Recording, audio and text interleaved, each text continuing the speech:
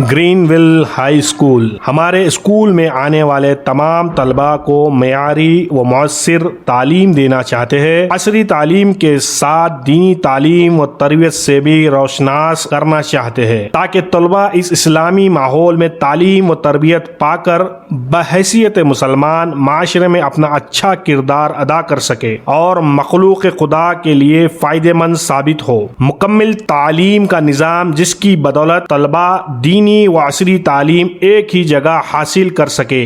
Remedial classes کا اہتمام رہے گا۔ ماہر اور تجربہ کار استاد کے ذریعے طلباء پر انفرادی توجہ دی جاتی ہے۔ طلباء کی بہترین تعلیم کے سلسلے میں والدین کے لیے اجلاس منعقدہ کیے جاتے ہیں۔ وقتاً فوقتاً کیریئر گائیڈنس سیشن کا اہتمام۔ مدارس کے نہج پر تجویز کے ساتھ قرآن مجید کا ناظرہ اور ضروریات دین سے واقفیت کرائی جاتی ہے۔ لائبریری کا انتظام تاکہ طلباء میں مطالعے کا شوق پیدا ہو۔ کمپیوٹر کلاسز کا انتظام، چوتھی کلاس سے کوڈنگ بھی سکھائی جاتی ہے۔ طلباء کے لیے مارشل آرٹ ٹریننگ، اچھی صحت بنانے سے متعلق پروگرامز، والدین کے لیے بچوں کی تربیت سے متعلق ماہانہ پروگرامز۔ نوٹ: اچھا پڑھنے والے طلباء کے لیے اسکالرشپ کا انتظام، یتیم و ضرورت مند حضرات کے لیے بھی اسکالرشپ کا اہتمام کرایا جائے گا۔ آج کی یہ آخری نشست کے آغاز سے پہلے میں ہمارے حلقے کے ممتاز و معروف اور ایک فکر مند ساتھی مفتی عالم قاسمی صاحب کو دعوت دیتا ہوں کہ وہ رسالت باب صلی اللہ علیہ وسلم میں درود شریف اور نعت شریف کا نذرانہ پیش کرے۔ حضرت والا تشریف فرما چکے ہیں، انشاءاللہ حضرت کا بیان ہوگا، اور ساتھیوں سے درخواست ہے اور خاص طور پہ نوجوانوں سے درخواست ہے کہ وہ ممبر کے قریب ہو کر بیٹھے۔ ایک مرتبہ درود شریف پڑھ لیں۔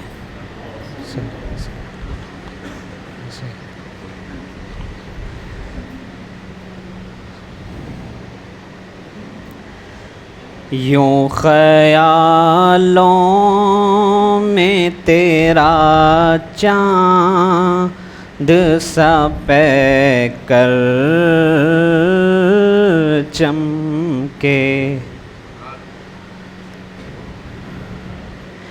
یوں خیالوں میں تیرا چاند سا پے کر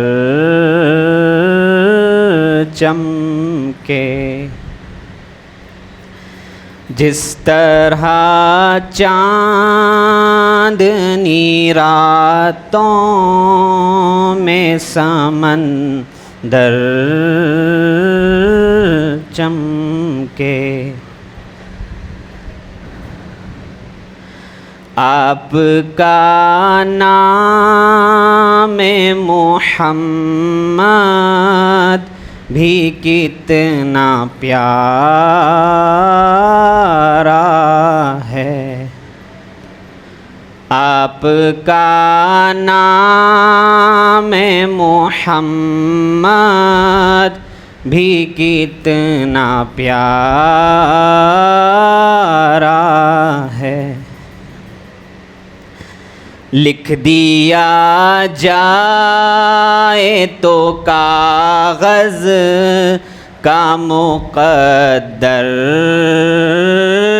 چمکے،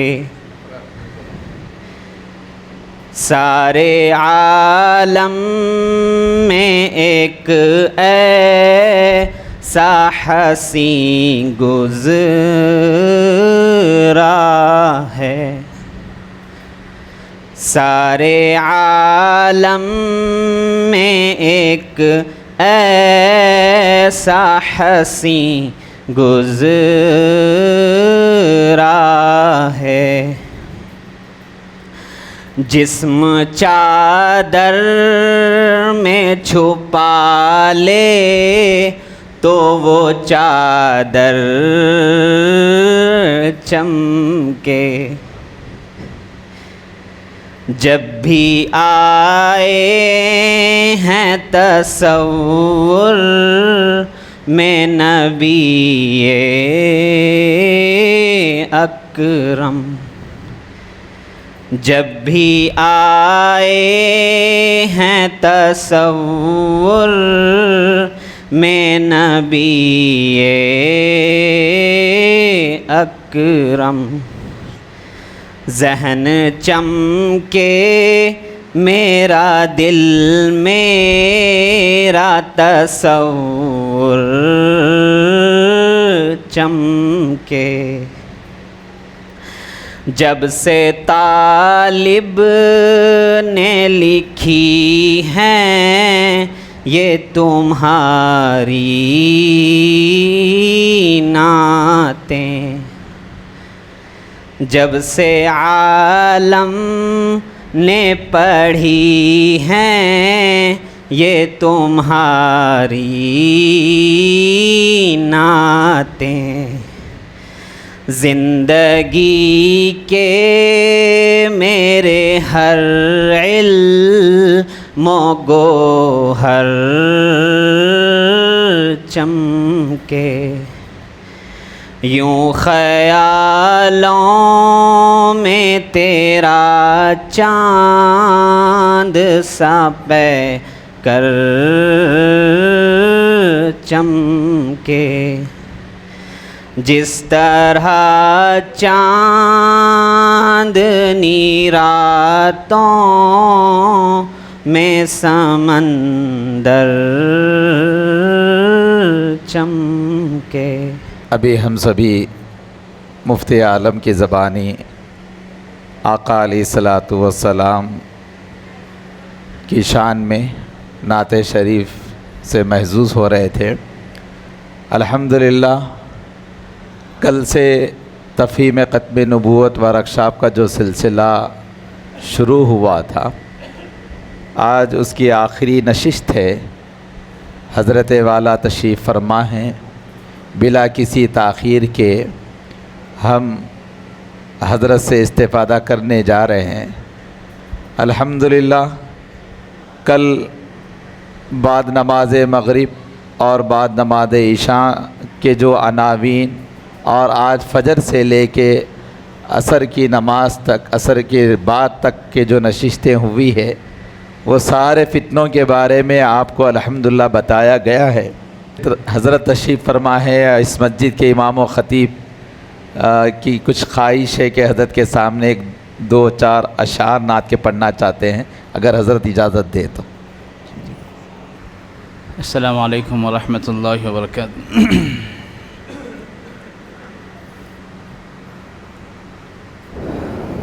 ایک مرتبہ تمام حضرات رسول اللہ صلی اللہ علیہ وسلم کی بارگاہ میں درود شریف کا نذرانہ پیش کریں۔ اللہم صلی علی سیدنا و شفیعنا حبیبنا مولانا محمد مبارک وسلم۔ نہ پوچھو خدا سے میں کیا مانگتا ہوں، نہ پوچھو خدا سے میں کیا مانگتا ہوں، محمد کی چشم عطا مانگتا ہوں، محمد کی چشم عطا مانگتا ہوں۔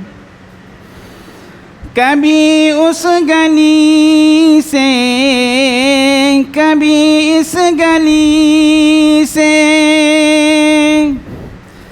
کبھی اس گلی سے، کبھی اس گلی سے، نبی کی گلی کا پتہ مانگتا ہوں، نہ پوچھو خدا سے میں کیا مانگتا ہوں، محمد کی چشم عطا مانگتا ہوں، بصیرت کے خاطر، بصارت کے خاطر، بصیرت کے خاطر بصارت کے خاطر مدینے کی خاک شفا مانگتا ہوں، نہ پوچھو خدا سے میں کیا مانگتا ہوں، محمد کی چشم عطا مانگتا ہوں۔ آخری شعر دیکھیں، مجھے موت آئے مدینے میں یا رب، مجھے موت آئے مدینے میں یا رب، یہی روز و شب میں دعا مانگتا ہوں، نہ پوچھو خدا سے میں کیا مانگتا ہوں، محمد کی چشم عطا مانگتا ہوں۔ الحمدللہ ہمارے لیے خوشی و مسرت کا موقع ہے۔ حیدرآباد ہی نہیں بلکہ تلنگانہ و آندھرا پردیش کی ایک بڑی اور عبقری شخصیت، بلکہ ملک کے ممتاز عالم دین، ہم سب کے رہبر و رہنما حضرت مولانا عبدالقوی صاحب دامت برکاتہم، خازن مجلس تحفظ ختم نبوت تلنگانہ و آندھرا پردیش، ہماری اس مسجد میں پہلی مرتبہ آمد پر میں آپ کا استقبال کرتا ہوں۔ مرحبا، اہلا و سہلا، خوش آمدید کے الفاظ آپ کی خدمت میں پیش کرتا ہوں۔ ہماری سعادت مندی ہے کہ آپ ہماری دعوت پر الحمدللہ یہاں پر تشریف لائے۔ میں انتہائی ادب و احترام کے ساتھ حضرت والا سے مؤدبانہ گزارش کرتا ہوں کہ حضرت والا ہم سب کو مخاطب فرمائے۔ اب یہ آخری نشست ہے، اس کو بس دھیان اور غور سے سب حضرات سنیں۔ بسم اللہ الرحمن الرحیم، الحمد للہ رب العالمین، والصلاة والسلام علی اشرف الانبیاء وسادۃ الاتقیاء وسید المرسلین خاتم النبیین محمد وعلی آلہ واہل بیتہ وصحبہ اجمعین۔ اما بعد فقد قال اللہ تبارک و تعالی یا ایہا الذین آمنوا قوا انفسکم واہلیکم نارا، صدق اللہ العظیم۔ مجلس تحفظ ختم نبوت کے زیر اہتمام ختم نبوت ورکشاپ کے عنوان سے جو سلسلے چلتے ہیں، یہ اس کی ایک کڑی ہے، اور آپ لوگ کل مغرب سے یہاں مسجد میں مقیم رہ کر مختلف عنوانات پر علماء کرام کی قیمتی باتیں سن چکے ہیں، اور اس کا مقصد صرف یہ ہے کہ آپ جان لیں کہ سماج میں طرح طرح کی گمراہیاں پھیل رہی ہیں اور لوگ ان سے متاثر ہوتے جا رہے ہیں۔ لوگوں کو اس سے بچانے کے لیے اور خود ہم لوگ واقف رہنے کے لیے علم کی ضرورت ہوتی ہے، اور اسی وجہ سے علم دینے اور پہنچانے کا یہ سلسلہ چلایا جاتا ہے، تاکہ سب مسلمان اچھی طریقے سے دوست اور دشمن کو پہچان لیں، مسلمانوں کو حق اور باطل کا پتہ چل جائے، آپ کے ذہن میں یہ بات رہے کہ کون سچ بول رہا ہے، کون جھوٹ بول رہا ہے، کون دین کے نام پر گمراہ کر رہا ہے، کون ہدایت اور سنت کی دعوت دے رہا ہے۔ اس کے درمیان میں فرق ہونے کے واسطے صحیح علم کی ضرورت ہوتی ہے، اور صحیح علم علماء سے مل سکتا ہے۔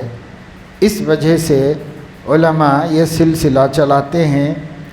آپ نے محسوس کیا ہوگا کہ بہت سے ایسے فتنے اور فرقے اور گمراہ دعوتیں ہمارے سماج میں ہیں، ہمیں ان کا پتہ نہیں۔ جب آدمی کو کسی نقصان کا پتہ نہیں ہوتا ہے تو نقصان میں مبتلا ہو جاتا ہے، اور ہو جانے کے بعد بھی کبھی پتہ چل سکتا ہے اور کبھی پتہ نہیں چل کے اسی میں ہلاک ہو جا سکتا ہے۔ اس لیے اچھے برے اور نفع نقصان کا پتہ آدمی کو پہلے سے ہونا چاہیے۔ علم بہت بڑی نعمت ہے، کیونکہ علم روشنی ہے۔ روشنی دو جگہ پر ہو تو آپ دیکھ سکتے ہیں، ایک روشنی سے کوئی نہیں دیکھ سکتا، دو روشنیاں ہونی پڑتی ہیں۔ ایک روشنی آپ کے آنکھ کے اندر موجود ہو اور ایک روشنی آپ کے باہر موجود ہو۔ اگر رات کا اندھیرا ہو اور لائٹ بھی نہ ہو تو آنکھ کتنی بھی تیز کیوں نہ ہو کچھ بھی نہیں دیکھ سکتی، سب طرف اندھیرا ہوتا ہے، سب طرف سیاہی ہوتی ہے، حالانکہ آنکھ میں روشنی موجود ہوتی ہے مگر وہ دیکھ نہیں سکتی۔ اسی طریقے سے دن کا وقت ہو، دوپہر میں سورج نکلا ہوا ہو، پوری دنیا روشن ہو، لیکن آنکھ اندھی ہو تو بھی کچھ نہیں دیکھ سکتے آپ۔ تو دیکھنے کے واسطے دو روشنیاں کمپلسری ہوتی ہیں، ماحول میں روشنی ہو، اندر میں روشنی ہو، اور اندر نہیں ہے باہر ہے تو بھی نہیں دکھے گا، باہر ہے اندر نہیں ہے تو بھی نہیں دکھے گا۔ اس لیے ہدایت کا راستہ دیکھنے کے واسطے بھی دو روشنیوں کی ضرورت ہوتی ہے، ایک ایمان کی روشنی اور ایک علم کی روشنی۔ اگر یہ دو روشنیاں نہیں ہیں، ایمان ہے مگر علم نہیں ہے تو بھی بھٹکے گا اور گمراہ ہوگا، اور علم تو ہے مگر ایمان نہیں ہے تو بھی بھٹکے گا اور گمراہ ہوگا اور جہنم میں جائے گا۔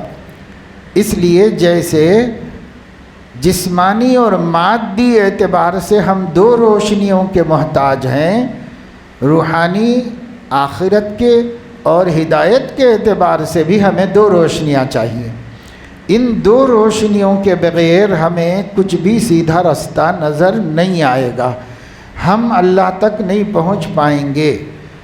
گمراہی کے بہت راستے ہیں، کسی بھی راستے پہ نکل جائیں گے، ہدایت کے راستے پر تب ہی رہ سکیں گے جب کہ ہمیں راستہ نظر آ رہا ہو، اور راستہ ایمان کی روشنی اور علم کی روشنی سے نظر آتا ہے۔ الحمدللہ ہم لوگ ایمان والے ہیں، اور ایمان والے ہیں تبھی اللہ کے گھر میں آئے ہیں، بیٹھے ہیں، ایمان والے ہیں تبھی کلمہ پڑھتے ہیں، ایمان والے ہیں اسی لیے اپنے کو مسلمان کہتے ہیں۔ تو ہم سب کو ایک روشنی تو اللہ کی توفیق سے حاصل ہے، اگرچہ کہ وہ ایمان والی روشنی بھی کم زیادہ ہوتی ہے۔ جیسے دیکھنے والوں کو بعض لوگوں کو قریب کا نظر آتا ہے، بعض لوگوں کو اور تھوڑا دور تک نظر آتا ہے، بعض لوگوں کو اور دور تک نظر آتا ہے۔ نظر جیسے کم زیادہ ہوتی ہے، ایسے ہی ایمان کی روشنی کسی کی کم ہے، کسی کی اس سے زیادہ ہے، کسی کی اس سے زیادہ ہے، کسی کی اس سے زیادہ ہے، مگر جتنے کلمہ پڑھنے والے ہیں سب کے پاس ایمان کی روشنی ہے۔ اب اس کے دل میں دیا جل رہا ہے، موم بتی جل رہی ہے، 10 نمبر کا گولا جل رہا ہے، 100 نمبر کا گولا جل رہا ہے، مرکیوری بلب جل رہا ہے، یہ فرق ہو سکتا ہے پر اس کا دل اندھیرا نہیں ہے، اس میں ایک روشنی ضرور ہے، اور وہ ایمان کی روشنی ہے۔ یہ ایمان کی روشنی موجود ہے، لیکن بہت سے لوگ ایسے ہیں مسلمان جن کے پاس علم کی روشنی نہیں ہے۔ دنیاوی اعتبار سے بھی پڑھے لکھے ہو سکتے ہیں، ڈاکٹر ہوں، انجینئر ہوں، سائنٹسٹ ہوں، ماہر تعلیم ہوں، پروفیسر ہوں، لیکچرر ہوں، ٹیچر ہوں، تاجر ہوں، دنیاوی اعتبار سے کتنے بھی پڑھے لکھے کیوں نہ ہو، وہ دنیا کے علم کی روشنی سے دنیا نظر آتی ہے، اور دین کے علم کی روشنی سے، قرآن و حدیث کی علم کی روشنی سے آخرت کا رستہ نظر آتا ہے۔ اس لیے مسلمان تو دنیا میں بہت ہیں، ہمارے ملک میں 25 کروڑ مسلمان ہیں، لیکن ان 25 کروڑ میں اندر کی روشنی 25 کروڑ کے پاس ہے، لیکن باہر کی روشنی، علم کی روشنی ان میں سے تھوڑے سے لوگوں کے پاس ہے۔ اکثر لوگوں کو علم نہیں ہے، یعنی دین کا علم نہیں ہے، قرآن و حدیث کا علم نہیں ہے، نبی والا علم نہیں ہے۔ پڑھے لکھے بہت لوگ ہیں سماج میں، ویسے آپ کو معلوم رہنا چاہیے کہ مسلم سماج میں دنیاوی تعلیم یافتہ لوگ بھی بہت کم ہیں۔ دوسری قوموں کے مقابلے میں مسلم سماج میں دنیا کی تعلیم پڑھے ہوئے لوگوں کی تعداد بھی بہت کم ہے۔ ہمارے ملک میں مسلم بچے 70% مسلم بچے اسکول میں داخلہ لیتے ہیں، اور کوئی دوسری میں چھوڑ دیتا ہے، کوئی تیسری میں چھوڑ دیتا ہے، کوئی 5th میں، کوئی 6th میں، کوئی 9th میں، 10th میں جانے کے لیے 70 میں سے 30% بچ جاتے ہیں جو 10th میں داخل ہوتے ہیں جنہیں، اور اس کے بعد گریجویشن کرنے والے تو ان سے بھی بہت کہیں کم جا کر کے ہو جاتے ہیں۔ تو ہمارے ہاں تعلیم کا، ایجوکیشن کا ریشو کوئی اچھا نہیں ہے، وہ بھی ایک قابل فکر مسئلہ ہے مسلمانوں کا۔ لیکن میں یہ کہتا ہوں کہ پھر بھی پڑھے لکھے لوگ موجود ہیں، اور جتنے پڑھے لکھے موجود ہیں ان میں بھی بہت سارے لوگ دین نہیں جانتے، دین کا علم نہیں رکھتے۔ اب جو دین بالکل نہیں جانتے، اگر وہ پیش امام صاحب سے، مولانا صاحب سے، مفتی صاحب سے، بستی میں جو بھی علم والا ہے اس سے قریب اور مانوس ہیں تو بچے ہوئے ہیں فتنوں سے، اور اگر اس سے دور ہیں اور کٹے ہوئے ہیں تو پھر فتنے ان کو نگل لینے کے لیے بےتاب ہیں، منتظر ہیں، فتنوں کے زد میں آ جائیں گے۔ وہ فتنے پر غالب نہیں آ سکتے، فتنہ ان کے اوپر غالب آ جائے گا، کیونکہ نہ تو ان کے پاس علم ہے، نہ وہ علم والوں کے دوست ہیں، ان کے قریب بھی نہیں ہے اور علم بھی نہیں ہے۔ اب دو راستوں میں سے ایک آپ چوز کر لیجئے، یا تو عالم بن جائیے یا علماء کے ساتھ رہیے، بس دو ہی راستے آپ کے واسطے ہیں۔ اگر آپ عالم بھی نہیں بنیں گے اور علماء کے ساتھ بھی نہیں رہیں گے تو اندر کی روشنی تو موجود ہے لیکن باہر کی روشنی موجود نہیں، رستہ نہیں ملے گا، بھٹک جائیں گے، گمراہ ہو جائیں گے۔ اس واسطے یا تو ہمارے پاس ٹارچ ہو، یا جو ٹارچ لے کے چل رہا ہے اسی کے ساتھ ہم بھی چلتے رہیں، یہی ایک صورت ہمارے پاس ہے۔ تو اس وجہ سے حضور اکرم صلی اللہ علیہ وسلم نے ارشاد فرمایا، کن عالما او متعلما او محبا لهم او مستمعا لهم ولا تکن خامسا فتہلک۔ حضور علیہ السلام نے فرمایا کہ دیکھو، یا تو عالم بن جاؤ، یا طالب علم بن جاؤ، ان کی بات سننے والے بن جاؤ، اور یا پھر علماء کے ساتھ رہ کر دین سیکھنے والے بن جاؤ، یا پھر علماء سے محبت رکھنے والے بن جاؤ۔ اس لیے کہ جو محبت رکھے گا وہ بار بار ملے گا، جو بار بار ملے گا اسے علم حاصل ہوتا رہے گا، اس لیے محبت کرنے والے بن جاؤ۔ چار ہو گئے، یا عالم، یا طالب علم، یا عالم کی بات سننے والے، یا عالم سے دوستی اور محبت رکھنے والے۔ یہ چار میں سے کوئی ایک بن جاؤ۔ ولا تکن خامسا، اب پانچواں مت بنو، اگر پانچواں بنو گے فتہلک، ہلاک ہو جاؤ گے، تمہاری ہدایت کا کوئی ذمہ دار نہیں ہوگا، ہلاک ہو جاؤ گے۔ آج بہت سے مسلمان ایسے ہیں، نہ وہ خود عالم ہیں، نہ وہ طالب علم بننے تیار ہیں، نہ علماء کی باتیں سنتے ہیں، اور نہ محبت رکھتے ہیں، بلکہ الٹا لڑائی جھگڑے کرتے رہتے ہیں۔ تو پانچویں بن گئے ہیں۔ پانچویں کے لیے نبی نے ہلاکت طے کر دی ہے، پانچویں کے لیے ہدایت نہیں ہے، ہلاکت ہے۔ اس لیے جتنے لوگ یہاں موجود ہیں یہ چار میں سے ایک رہیں، پانچواں ہرگز نہ بنے۔ اگر پانچواں بنیں گے تو پھر ہلاکت ہی ہلاکت ہے۔ نبی فرما دیں تو اس کو دنیا کی کوئی طاقت ٹال نہیں سکتی، وہی ہوگا جو نبی فرمائیں گے، اس لیے کہ ان کی زبان حق و صداقت کی زبان ہے، جو بولتی ہے اٹل بولتی ہے، اس کو کوئی ٹال نہیں سکتا۔ تو یہ بات تو میں نے آپ کو تمہیدی طور پر بتائی، اور اسی کے ضمن میں تمام یہاں موجود نوجوان بچوں سے جو مسلسل اس پروگرام میں کیمپ میں شریک ہیں، یہ وعدہ لینا چاہتا ہوں کہ آج کے اس کیمپ کو آپ سب کچھ نہ سمجھ بیٹھیں، بلکہ اگر آپ ہدایت پر قائم رہنا چاہتے ہیں، علم کو بڑھاتے رہنا چاہتے ہیں، علم کی روشنی طاقتور کرتے رہنا چاہتے ہیں، آپ جس محلے کی مسجد میں بھی نماز پڑھتے ہوں، مسجد میں ایسے وقت پہنچو جب خطیب اردو میں بیان کرنا شروع نہ کرے، اس سے پہلے پہنچو، 2 رکعت تحیۃ المسجد پڑھ کے بیٹھ جاؤ اور پورا بیان سنو، ہر جمعے کا پورا بیان سنو۔ یہ مسلمان اپنی عادت بنا لے۔ اگر یہ عادت نہیں بنا لیں گے مسلمان تو نتیجہ یہ ہوگا کہ جہل کے اندھیرے میں آپ کو کوئی فیاضی ٹوپی پہنا دے گا، کوئی آپ کو گوہر شاہی ٹوپی پہنا دے گا، کوئی آپ کے دل میں شکیلیت اتار دے گا، کوئی آپ کے دل میں انجمن والوں کے عقیدے ڈال دے گا۔ انجمن والوں کا بھی ذکر آیا ہوگا، ہمارے حیدرآباد میں خاص طور سے دیندار انجمن کہنے والے کچھ لوگ رہتے ہیں۔ وہ دیندار نہیں ہے، وہ پورے بے دین ہیں، ان کے عقیدے ایمان کے نہیں ہیں، کفر کے ہیں، لہٰذا ان کے کہیں ہاتھ نہ لگ جائیں اور کہیں کہ قادیانی کے ہتھے چڑھ جائیں، کبھی عیسائیت اپنا زور دکھا دے آپ کو۔ آپ کے پاس تو اندھیرا ہے، کوئی بھی آپ کو ہاتھ پکڑ کے لے جا سکتا ہے۔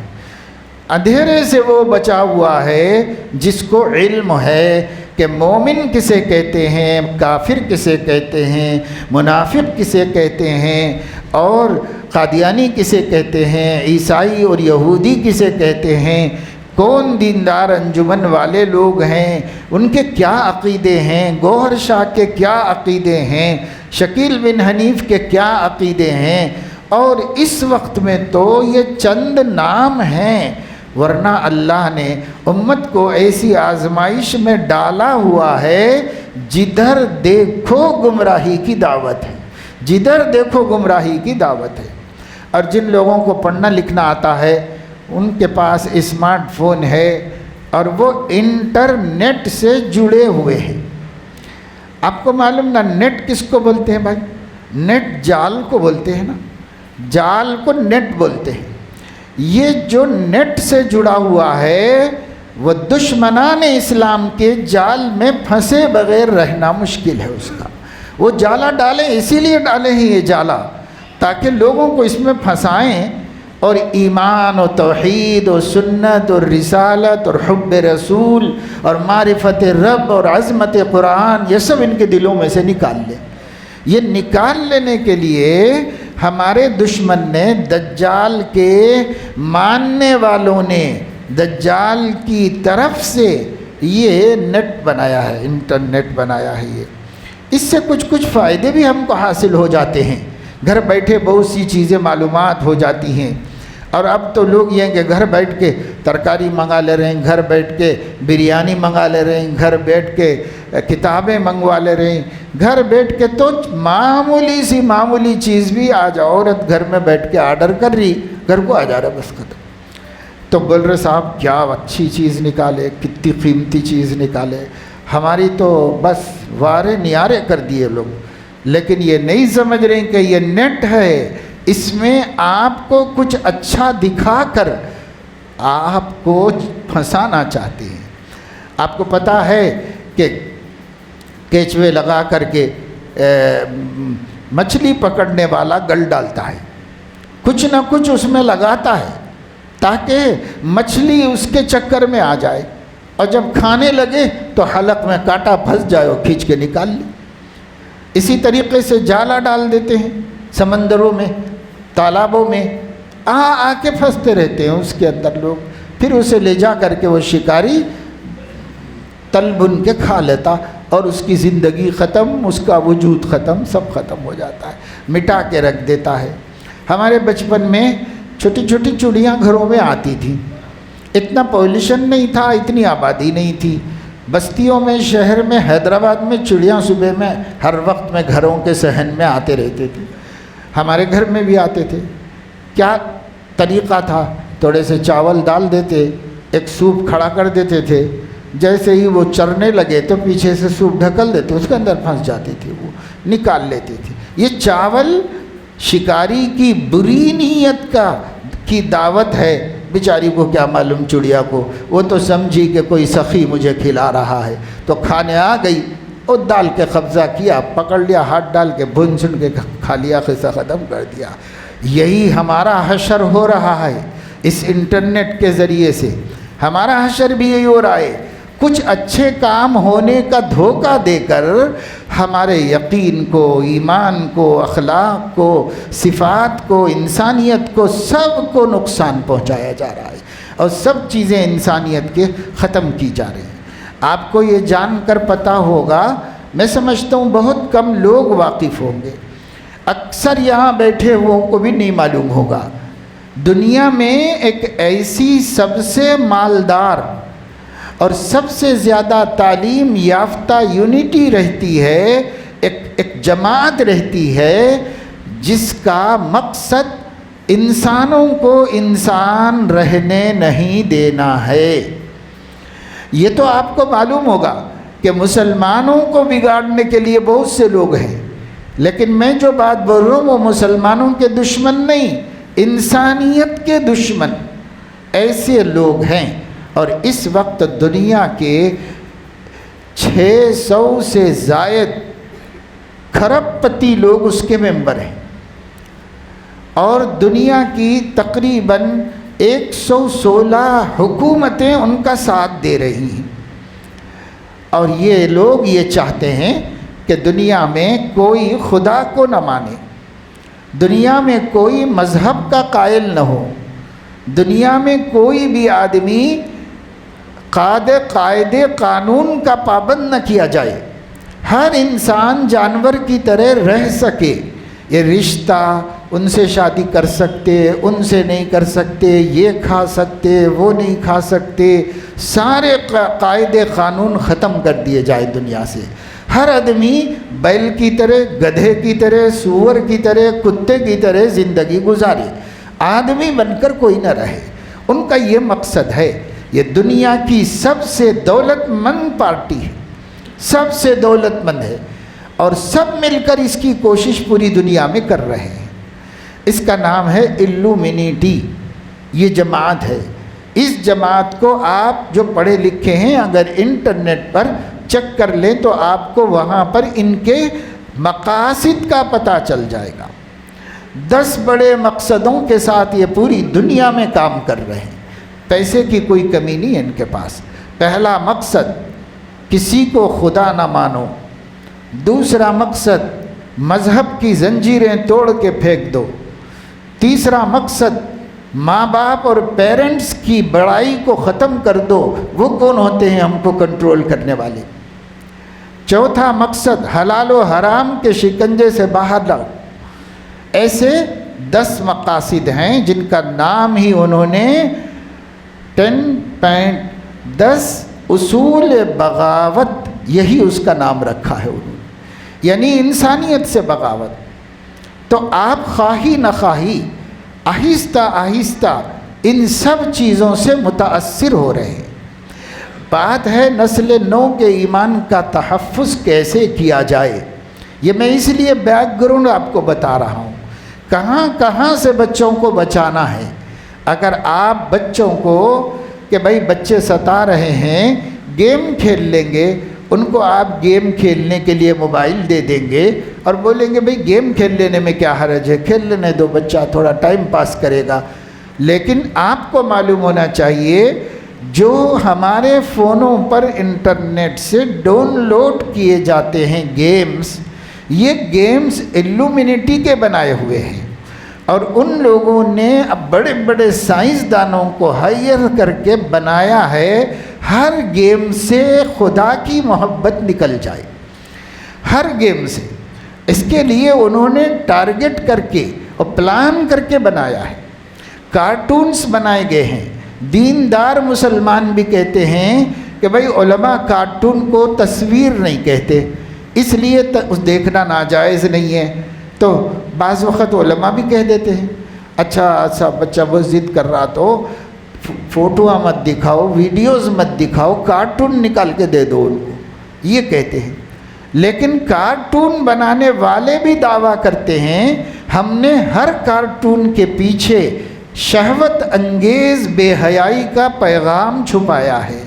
جو بھی یہ پورا کارٹون دیکھ لے گا، ہم ٹھوک کے انہوں نے اعلان کیا ہمارے کسی گیم کو کھیلنے کے بعد ٹٹول کے دیکھ لو کہ شہوت بڑھی کہ نہیں بڑھی، نفسانیت میں اضافہ ہوا کہ نہیں ہوا۔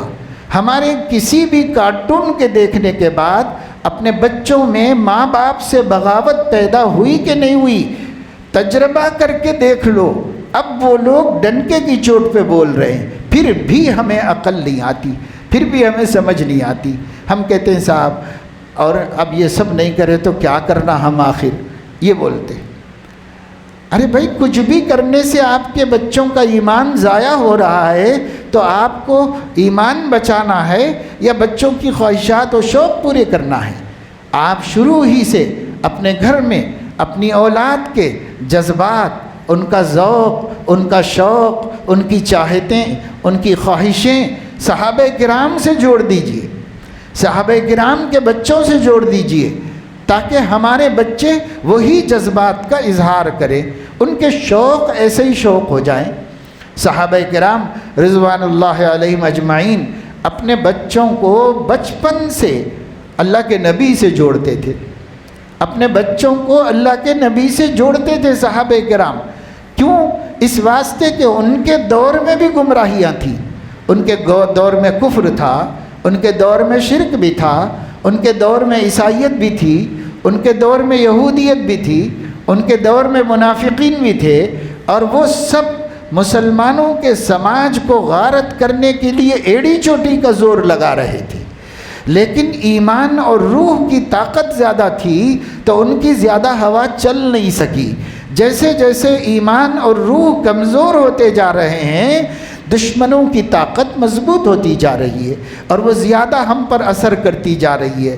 اس وجہ سے صحابہ یہ گر بھانپ لیے تھے بچوں کو نبی سے جوڑو۔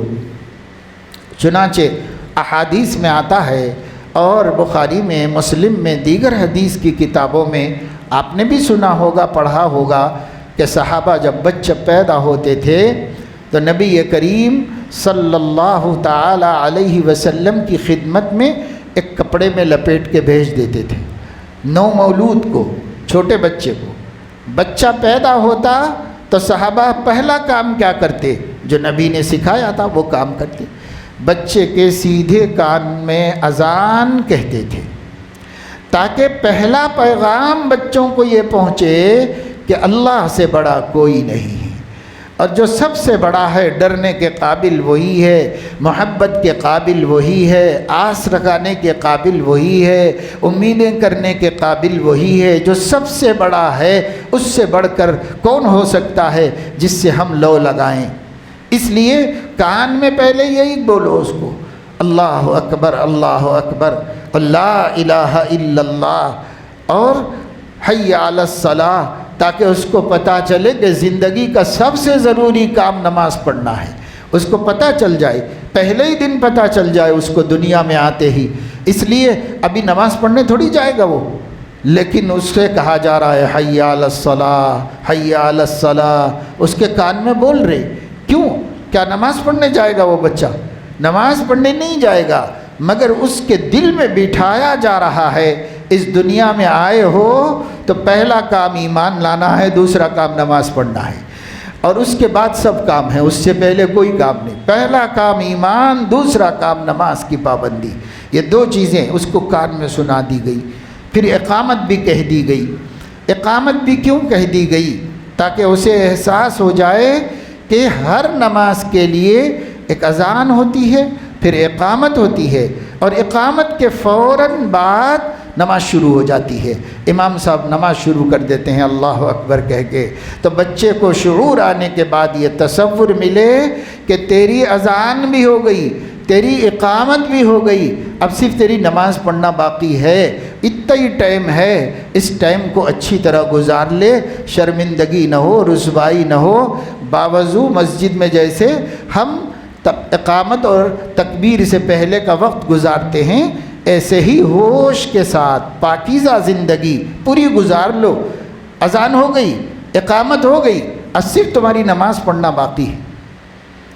باقی نمازوں میں تو اذان ہم بولیں گے، اقامت ہم کہیں گے، نماز ہم ہی زندہ لوگ پڑھ لیں گے، لیکن ایک نماز ایسی ہے جس کی اذان اور اقامت پیدا ہوتے ہی کان میں کہہ دی گئی ہے، اور نماز باقی ہے، وہ نماز مرنے کے بعد لا کر مسجد میں رکھ کے پڑھا دیں گے، بس اس کے بیچ میں رہنا ہے تاکہ لوگوں کو زندگی سے زیادہ توقعات نہ ہو جائیں، لوگ زندگی میں زیادہ ٹائم کھپائیں اور خراب نہ کریں، اس لیے اللہ نے یہ سسٹم بنا۔ صحابہ کا ایسا ہی تھا۔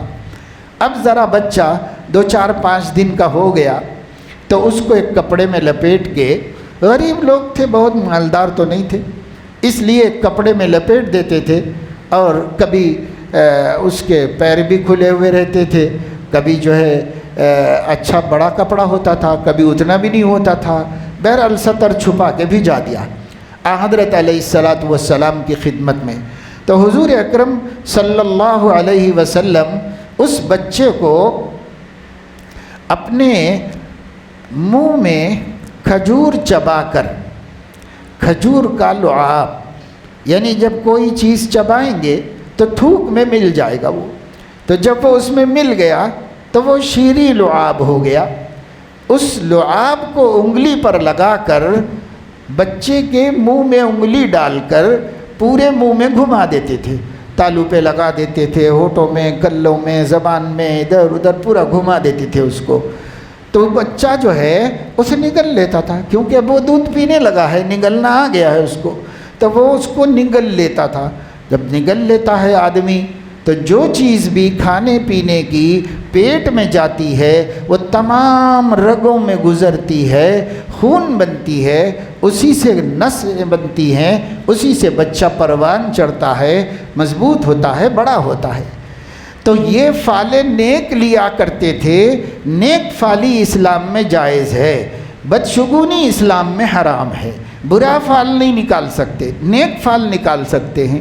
نیک فالی یہ لیتے تھے صحابہ کہ ہمارے نبی کا تھوک، ہمارے نبی کے جسم کا ایک حصہ وہ میرے بچے کی رگوں میں اور نسوں میں چلا جائے گا تو میرا بچہ بھی نیک بنے گا، متبع سنت بنے گا، نبی کی محبت و چاہت والا بنے گا، یہ سمجھ کر اپنے شیر خواروں کو بھیجتے رہتے تھے، اور آپ علیہ السلام ان کو گود میں لیتے تھے، محبت سے سینے سے لگاتے تھے اور ان کے منہ میں چٹا دیتے تھے۔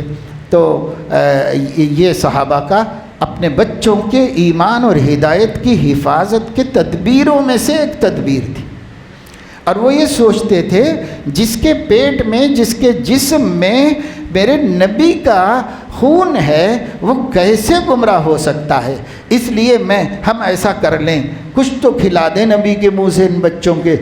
شروع ہی میں، بچپن ہی میں کرتے تھے۔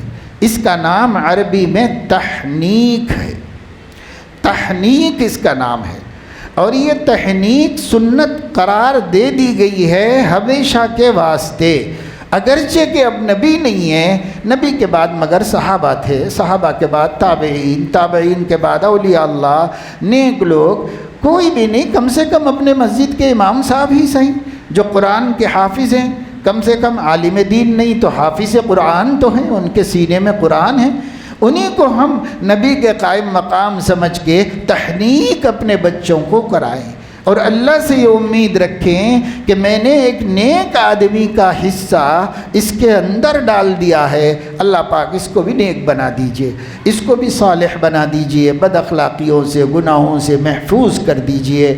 اگر خدا نہ خواستہ جس کو ہم نے نیک سمجھا اس میں کوئی برائی بھی ہے تو اللہ علیم و خبیر ہماری نیت کے مطابق معاملہ کرے گا۔ اور ہماری نیت اللہ پوری کر دے گا۔ اس لیے کسی بھی نیک آدمی سے تہنیک کرا دو۔ اب کاہلی کے اس دور میں، ایٹومیٹک زندگی کے اس دور میں، لوگ جو ہیں پیدا ہونے سے پہلے ہی ایک آدھ کھجور لے کے پہنچ جاتے ہیں کہ حضرت ہمارے گھر میں ڈیلیوری ہے، تہنیک کر دیجئے۔ کس کی تہنیک کرو بھائی؟ تو وہ کھجور ذرا چبا کے دے دیجئے، بس اسے لے جا کے رکھ لے کے جب بچہ پیدا ہوگا اس کے بعد۔ بھائی یہ طریقہ تھا ہی نہیں صحابہ کے زمانے میں۔ پیدا ہونے کے بعد بچے کو خود لے کے جاؤ۔ حضور علیہ السلام صرف اس کو کھجور ہی نہیں چٹاتے تھے بلکہ اپنے گود میں لیتے تھے، اپنے سینے سے لگاتے تھے، اس کی بھی برکت حاصل ہوتی تھی اس کو، اس لیے بھیجتے۔ چنانچہ صحیح بخاری میں کتنی حدیثیں ہیں، کتاب الصلاۃ میں، طہارت کے بیان میں، کہ بچہ لایا گیا تھا، اس نے پیشاب کر دیا حضور علیہ السلام پر۔ ایک بچی لائی گئی تھی، آپ نے گود میں لیا، لیتے ہی اس نے پیشاب کر دیا، آپ کے کپڑے پیشاب میں، کبھی جسم پر دھو لینا پڑا، پانی منگا کے بہانا پڑا۔ تو پاکی ناپاکی کے 20 مسائل ان حدیثوں سے سامنے آئے کہ بچے لائے جاتے تھے، آپ کے گود میں ڈالے جاتے تھے، آپ صلی اللہ علیہ وسلم ان بچوں کو تحنیک کرتے تھے۔ کبھی وہ بچے آپ کے اوپر پیشاب بھی کر دیتے تھے، بچے ہی ہیں، بچوں کو کیا پتہ۔ تو ان سے احکام معلوم ہے، مگر یہ صحابہ کیوں کرتے تھے؟ بچوں کو گمراہی سے بچانے کے واسطے کرتے تھے۔ ایک نظر پڑ جائے گی نبی کی، اس نظر سے ایمان ان کے اندر مستحکم اور راسخ ہو جائے گا، یہ ان کی اچھی امیدیں تھیں۔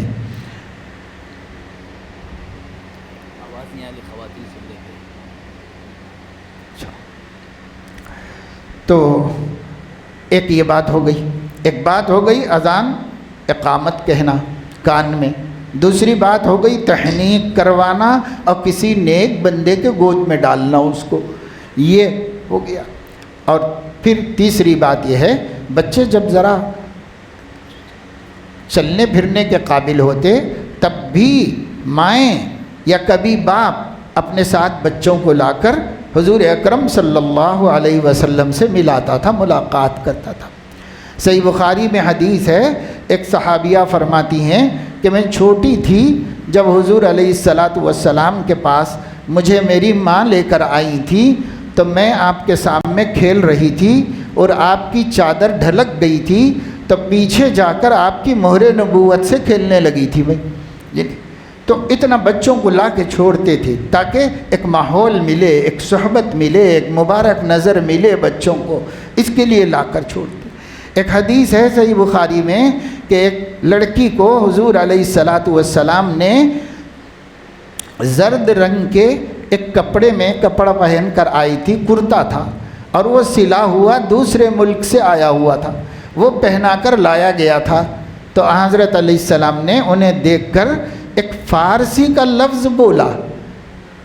امام بخاری نے دوسرے زبانیں بول سکتے ہیں یا نہیں بول سکتے ہیں، اس عنوان کے تحت یہ قصہ لکھا ہے کہ حضور علیہ السلام نے ایک فارسی کا لفظ بولا جس کے معنی تھے عربی میں حسین، حسین، یہ معنی تھے۔ حضرت علیہ السلام نے اس بچی سے کہا بہت پیاری لگ رہی ہو، بہت خوبصورت لگ رہی ہو۔ چھوٹی سی بچی کو کپڑے پہنا کر لایا گیا تھا۔ تو کیوں لایا گیا تھا؟ تاکہ ان کو اچھے ماحول کا اثر ملے، بچوں کو ایمان و یقین کا ماحول ملے، اور وہ نیک صحبت کا اثر اپنے اندر محسوس کریں، اس کے لیے لاتے تھے۔ ایک صحابی فرماتے ہیں میں جب چھوٹا تھا تو میری والدہ مجھے لے کر حضور علیہ السلام کے پاس گئیں، اور میرے بارے میں، یعنی جب چلنے پھرنے کھیلنے کے قابل ہو گئے تھے تب لے جا کر میرے بارے میں کہا کہ یا رسول اللہ یہ میرے بچے کو بیعت کر لیجیے آپ۔ حضرت علیہ السلام سے کہا، لوگ کہتے ہیں اس زمانے میں یہ بیعت ویت کا ہیں، سب بدعتاں ہیں، سب ایسا ہے ویسا ہے بولتے ہیں، لیکن دیکھو یہ صحیح بخاری کی روایت ہے کہ ایک صحابیہ اپنے بیٹے کو لے کر حضور کی خدمت میں گئیں اور جا کر کہا کہ یا رسول اللہ میرے بچے کو بیعت فرما لیجیے۔ بیعت کیا ہوتا ہے؟ برے کام نہیں کرنے اور اچھے کام کرنے کا عہد لیتے تھے حضور علیہ السلام۔ تو وہ چھوٹا سا تھا، ابھی نابالغ، کھیلنے کودنے والا، तब हज़रत अलैहिस्सलाम ने फरमाया, अरे ये तो अभी बच्चा है, ये सब क्या समझता है, इसको नहीं बैत करेंगे, लेकिन इसके सर पे हाथ रख कर के दुआ दी कि अल्लाह इसको नेक बना दीजिए, इसको सालिह बना दीजिए, सर पे हाथ रख के दुआ दी। शारहीन हदीस फरमाते हैं, अल्लाह के नेक बंदों से अपने बच्चों के सर पे हाथ रखवा के दुआ कराना यहीं से सुन्नत साबित है सहाबा किराम से। हुजूर ने ख़ुद फरमाया, बड़ा होता तो बैत कर लेता, अब इतना समझने वाला आदमी तो नहीं है कि ये करो ये मत करो, इतना तो नहीं समझ सकता बच्चा, इसलिए सर पे हाथ रख के दुआएं दी कि अल्लाह आप इसको नेक बना दीजिए, आप इसकी तरबियत में मदद फरमा दीजिए, ये दुआएं दी। तो देखो नस्ल नौ को इल्हाद से, ज़िंदक़ा से, कुफ्र से कैसे बचाएंगे, बचाने की ये सब तदबीरें हैं। शुरू से, बचपन ही से माँ को फ़िक्र हो, बाप को फ़िक्र हो कि हमारा बच्चा कोई बेईमानी की बात न सीखे, हमारा बच्चा कोई गलत बात सुने भी नहीं, उसके कान में भी ना पड़े कोई बुराई की बात। इसका एहतियात, इसका एहतमाम एक ज़माने में था, इस ज़माने में तो बिल्कुल भी नहीं। और इसी तरबियत के सिलसिले में कुरान मजीद ने भी बहुत से उसूल बताए हैं। कुरान मजीद ने ये कहा है कि जब तुम्हारे बच्चे अच्छा बुरा समझने लगें, जो बच्चे इतनी उम्र के हो गए कि वो ये समझने लगें कि मर्द कौन होता है, औरत कौन होती है, मेल फीमेल का फ़र्क समझने लगें, जब बच्चे इस उम्र को पहुंच जाएं तो वो अपने वालिदैन के रूम में 3 वक्त नहीं जा सकते। इस उम्र के बच्चे जो मियाँ बीवी को समझ सके, 3 वक्त उनके कमरे में नहीं जा सकते। मिन क़ब्ल सलातिल फ़ज्र वहीना तज़अून सियाबकुम मिनज़्ज़हीरा व मिन बाद सलातिल इशा सलासु औरातिल लकुम। ये 3 पर्दे के औक़ात हैं। इन 3 पर्दे के यानी इशा के बाद इस उम्र के बच्चे अपने वालिदैन के रूम में नहीं जाना चाहिए, फजर से पहले नहीं जाना चाहिए, दोपहर को जबकि तुम ज़ायद कपड़े उतार कर लेटते हो तब भी नहीं जाना चाहिए। अल्लाह ताला को देखिए, अल्लाह ताला हमारा हाल खूब जानते हैं और कैसी हमारे लिए तदबीरें बता रहे हैं। हीना तज़अून सियाबकुम मिनज़्ज़हीरा, दोपहर को तुम जब एक्स्ट्रा कपड़े उतार देते हो यानी लुंगी बनियन पे हो जाते हो, ऐसे वक्त भी बच्चे रूम में ना आए, बेडरूम में माँ बाप के। कुरान सिखा रहा है, कोई मौलवी मुल्ला की बातें नहीं है ये कुरान अल्लाह सिखा रहा है आसमान से नाजिल करके, हुदूद बता रहा है कि बस हाँ उससे भी छोटे बच्चे शीरखार कुछ भी नहीं समझते तो वैसे बच्चे तो रह सकते हैं बेडरूम में, लेकिन ऐसे बच्चे भी आ सकते हैं पर 3 टाइम पे नहीं आ सकते। मिन क़ब्ल सलातिल फ़ज्र व हीना तज़अून सियाबकुम मिनज़्ज़हीरा व मिन बाद सलातिल इशा सलासु औरातिल लकुम। ये 3 वक्त पर्दे के हैं। इसका मतलब ये हुआ कि वो जो नाइटी पहनते हैं ना, वो नाइटी इतने ही टाइम में पहनना चाहिए, बेडरूम ही में पहनना चाहिए, बाहर नहीं पहनना चाहिए। अल्लाह ताला फरमा रहा है कि ऐसे वक्त तो बच्चों को भी आने की इजाज़त नहीं है। जब तुम ज़ायद कपड़े उतार देते हो तो वो नाइटी जो है वो घर में जाके अपने अच्छे कपड़े निकाल के खुट्टी पे लटका के पहनते हैं ना, तो वो पहन के ज़रा एहतियात से रहने का हुक्म है। क्यों? इस वास्ते के बच्चे पल रहे हैं तुम्हारे घर में, कहीं ये बच्चे बदअखलाक ना हो जाएं, कहीं इन बच्चों के अंदर क़ब्ल वक्त सेक्स जाग ना जाए, कभी इन बच्चों के अंदर जिनसी जज्बात भड़क ना जाएं। इसलिए तुम बच्चों की हिफाजत करो। ये जिनसी तरबियत है, बच्चों की जिनसी तरबियत करने का हुक्म है। लेकिन आप तो मोबाइल दे दिए हाथ में। इससे भी आगे बढ़ के देख लो, अपने ही अम्मा बाबा का बेडरूम नहीं, सारी दुनिया के बेडरूम देख लो, उनकी तन्हाइयाँ देख लो, उनके नंगेपन देख लो, उनका सब कुछ देख लो। तो जब ये सब कुछ होगा तो तरबियत कैसे होगी भाई? कैसे उन लोगों को अखलाक आएंगे? कैसे उनमें ईमानी जज्बात परवान चढ़ेंगे? किसी ज़मीन में अगर आप धान लगाए हैं, किसी ज़मीन के अंदर आप गेहूँ लगाए हैं, तो उस ज़मीन के अंदर आप निगरानी करते, निगहदाश्त करते, पानी देते रहते हैं, और जो घास آپ نے نہیں لگائی، جب وہ اٹھ کے آتی ہے تو چن چن کے نکال کے پھینکتے ہیں۔ ہمارے بچے کھیتی باڑی نہیں دیکھے ہوں گے، کبھی کبھی پکنک کو جاتے نا تو کھیتی باڑی دیکھنے چلے جاؤ، جا کے کھیتی باڑی کیسے کرتے ہیں۔ تو جو لوگ غلہ پیرتے ہیں، مڑیوں میں بیج ڈالتے ہیں، جب یہ بیج اوپر آ جاتا ہے تو اس بیج کے علاوہ بھی زمین سے گھاس بھی اٹھتی رہتی ہے، کیونکہ ہر تر مٹی گھاس اگاتی ہے، تو وہاں سے گھاس بھی اٹھتی رہتی ہے۔ کاشتکار باقاعدہ طور پر مڑیوں میں سے گھاس کھینچ کھینچ کے نکال کے پھینکتا رہتا ہے، کیونکہ یہ بھی اگتے رہیں گے اور دھان بھی اگتی رہے گی تو پیداوار کم ہو جائے گی، نقصان ہو جائے گا۔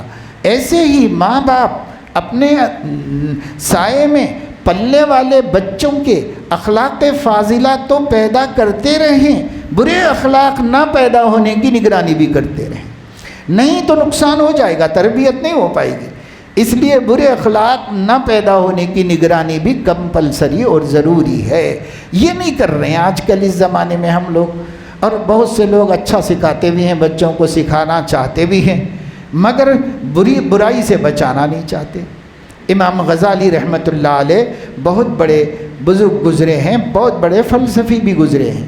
وہ فرماتے ہیں کہ بچوں کی تربیت اصلی جو ان کا نیچر بن جائے، طبیعت ثانیہ بن جائے، وہ صرف 4 سال کے اندر ہو سکتی ہے۔ 4 سال کے بعد ان کا نیچر پکا ہوتا ہے، نیا نہیں بنتا۔ اور پھر فرماتے ہیں چھوٹے بچے جب بھی کوئی غلط کام کرتے ہیں، جو ان کا من کہتا ہے کہ ہم اچھا نہیں کر رہے ہیں، تو وہ کسی آڑ میں جا کر کرتے ہیں۔ اس لیے بچہ کسی کام کو بھی کسی آڑ میں کرنے لگے تو اس کو وہاں سے ہٹاؤ اور اسے روکو، ورنہ وہ چھپ کے گناہ کرنے کا عادی بن جائے گا، اس کے اندر یہ صفت پختہ ہو جائے گی۔ جو غلط کام کرنا ہو کہیں چھپ کے کر لو۔ جیسے آج ہمارے بچے رات بھر اماں ابا سلا دیے تو خاموش اوڑھ لے کے سو جاتے ہیں، اور جب دیکھتے کہ وہ لوگ سو گئے ہیں تو پھر اب بعض بچے تو اپنی اماں کا اپنے باپ کا ہی فون لے لے کے جا کے شروع ہو جاتے ہیں، کیوں کہ وہ لوگ سو گئے ہیں، ان کو کچھ پتہ نہیں، تھکے ہارے ہیں، اماں بابا سو گئے ہیں، تو چکما دے کے سلا دیا، اب پوری رات اکیلے میں گناہوں میں مبتلا ہیں۔ اب اماں بابا کو کیا معلوم کہ کیا ہو رہا ہے، کچھ بھی نہیں ہو رہا ہے۔ ایسا ہوتا ہے۔ ہمارے ہاں ایک مقدمہ آیا، سمجھنے کے لیے بتا رہا ہوں۔ اس مقدمے میں شکایت لی تھی لڑکی والوں کی، یعنی شادی شدہ نہیں تھے، غیر شادی شدہ بچی، اس بچی والوں کی شکایت یہ تھی کہ فلاں صاحب کا بچہ ہے، وہ ہماری بچی کے اخلاق خراب کر رہا ہے، ہمارے بچی سے چھیڑ چھاڑ کر رہا ہے ہماری بچی سے۔ تو یہ مقدمہ تھا۔ اس پر وہ دونوں رشتہ دار ہی تھے، خاندان کے ہی لوگ تھے، تو دونوں کو بلایا گیا۔ تو اس لڑکے نے کہا کہ میں تو گھر میں جاتا نہیں، اور میں جب گھر میں جاتا ہوں تو ہمارے پاس بے پردگی نہیں ہے، تو آنٹی مجھے بچی کے سامنے جانے تو نہیں دیتے، نکلتی بھی نہیں بچی میرے سامنے، تو میں کیا کروں گا، اور میں کیسے بھٹکاؤں گا، اور میں کیا کر سکوں گا اس کو۔ تو والدین نے کہا کہ نہیں یہ برابر ایسا کر رہا ویسا کر رہا، کچھ سکھا رہا پڑھا رہا ہے، ہم کو پتہ چلا ہے ایسا چلا ہے۔ تو بات جب بالکل کھل کے سامنے آنے لگی تو اس نے کہا کہ میں اس کو نہیں چھیڑتا، یہی اپنے فون سے مجھے میسیجز بھیجتی رہتی ہے، جب وہ میسیجز آتے ہیں میں جواب دیتا ہوں، پہلے وہ بھیجتی ہے بعد میں میں جواب دیتا ہوں۔ تو والدین ایک دم غصے میں آ گئے، کہنے لگے ہم بچی کو دلائے نہیں فون، ہمارے گھر میں ہے ہی نہیں بچی کے پاس فون، اور تیش میں آ گئے۔ اس نے کہا ہے اس کا میسیج پہلے، میرا بعد میں۔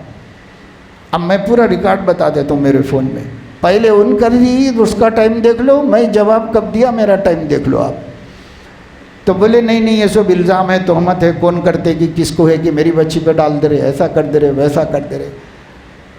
تو اس بچے سے ہم لوگوں نے بھی کہا کہ بھائی کیوں جھوٹ بولتے ہو، صحیح بات بولو کیا ہے۔ صحیح بات ہے مول صاحب اس کے پاس ہے، کیسا ہے اس کے پاس، جب ماں باپ نہیں دلائے، کوئی نہیں دلایا، میں دلایا، اب تو دلایا، کیسا دلا دیا، تو رکھی کہاں لے جا کے، تو نہیں غلط بات ہے۔ آخر میں لوگوں کے سامنے، علماء کے سامنے، دونوں خاندان کے لوگوں کے سامنے بچے نے مجبور ہو کر یہ کہا کہ اس کے شلوار میں دیکھو ہے، میں دلایا ہوں، ہے اس کے پاس۔ جب ماں باپ جا کے تحقیق کرے تو نکلا۔ اب آپ بتائیے تربیت ہوگی تو کیسے ہوگی، کہاں ہوگی؟ بیت الخلاء میں سے، غسل خانے میں سے، صبح سو گئے بعد اندھیرے میں سے بیڈ شیٹ اوڑھ لے کے اس کے اندر سے میسیجز دے رہی اور جواب آ رہے ہیں، اور دونوں میں معاشقہ چل رہا، سب ہو رہا ہے۔ والدین کو ہم نہیں دلا اس واسطے نہیں ہے اس کے پاس، ایسا یقین ہے۔ یہ بھولا پن ماں باپ کا اور یہ چالاکیاں بچوں کے۔ اب بتائیے تربیت ہوگی تو کیسے ہوگی؟ ایک ماں مجھے فون کرتی، جب تب مسئلے مسائل پوچھتی رہتی تھی۔ انہوں نے مجھ سے کہا کہ مول صاحب بچی اب تک نہیں آئی، ذرا دعا بتا دیجئے، رات کو دیر ہو جا رہی ہے اس کو آنے کے واسطے۔ میں بولا اس کا بھائی نہیں ہے کیا؟ کہاں سے آنا ہے؟ ٹیوشن پڑھنے جاتی ہے۔ تو ٹیوشن پڑھ کے اتنی رات تک لڑکیوں کو کہیں بھی ٹیوشن نہیں پڑھایا جاتا۔ آپ کو غلط فہمی ہے، اتنی رات تک کوئی بھی بچیوں کو، جوان بچیوں کو ٹیوشن نہیں پڑھاتا۔ اگر پڑھائے تو محلے والے پڑھانے بھی نہیں دیتے، پولیس بھی نہیں پڑھانے دیتی، اتنی رات تک نہیں رہتی بچی۔ آپ کا بچہ نہیں ہے کیا؟ بولے بچہ ہے مگر انہیں بھی ٹیوشن کو جاتا تو انہیں بہت میرے سے نہیں ہو سکتا، لانا لے جانا بول رہا۔ تو پھر کیسا کیا کریں گے؟ تو نہیں، وہی روزانہ 11 بجے، 11:30 بجے، 12 بجے آ رہی اور ٹیوشن سے آئی بول رہی۔ ماں اتنی بھولی بھالی پرانے خیالات کی، پرانے زمانے کی ہے کہ میں ان کو اشارے دے رہا ہوں تو بھی نہیں سمجھ رہی، کچھ بھی نہیں سمجھتی بھولی عورت وہ۔ میں بعد میں بولا آپ کے بھائی نہیں ہیں کیا؟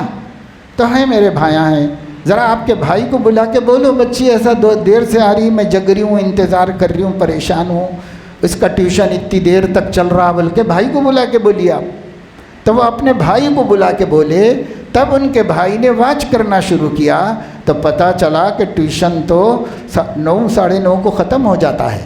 اس کے بعد ٹیوٹر خود اس کو لے کے چائے پلانے، بریانی کھلانے لے کے پھر رہا ہے، پھر کے معاشقہ کر رہا ہے، اس کو گندی کر رہا ہے اور لا کے گھر کے پاس چھوڑ کے چلے جا رہا ہے۔ جب جا کے پکڑے گیا تو فون کر کے اس ماں نے مجھے کہا کہ مولانا صاحب آپ بولے نہیں، ویسی چھوا۔ بولے تو ویسی چھوا؟ آپ ماں ہیں، آپ کو سمجھ ہی نہیں ہے کہ کیا ہو رہا ہے سماج میں۔ اب پرانے خیالات کے ہیں، پرانی عورتیں ہیں، سمجھ ہی نہیں ہے۔ تو میرے دوستو، تربیت اتنا آسان کام نہیں ہے، تربیت میں چوکنا رہنا پڑتا ہے۔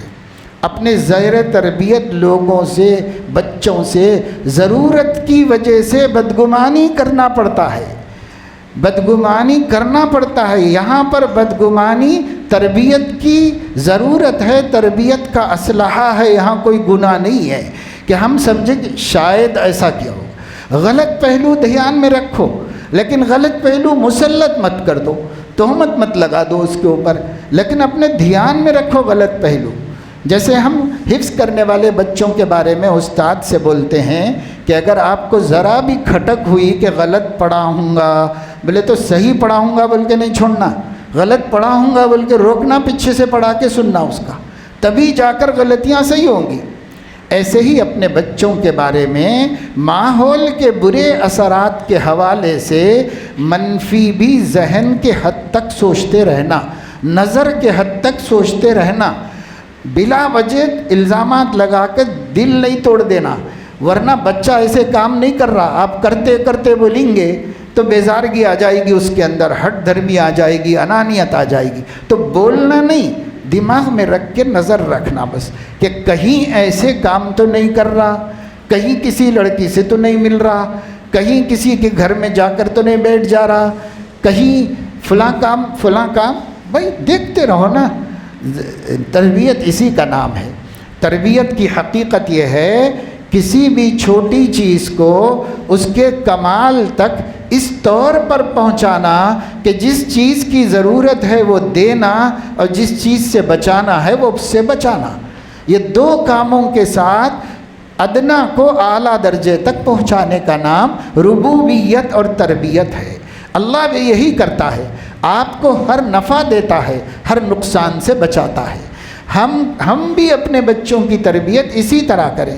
جو چیزیں ان کی زندگی، اخلاق، آخرت اور ایمان کے لیے بری ہیں اس سے بچانا، اور جو چیزیں مفید ہیں وہ سب ان کو لا کے دینا اور وہ سب ان کو سکھانا، اس کا نام تربیت ہے.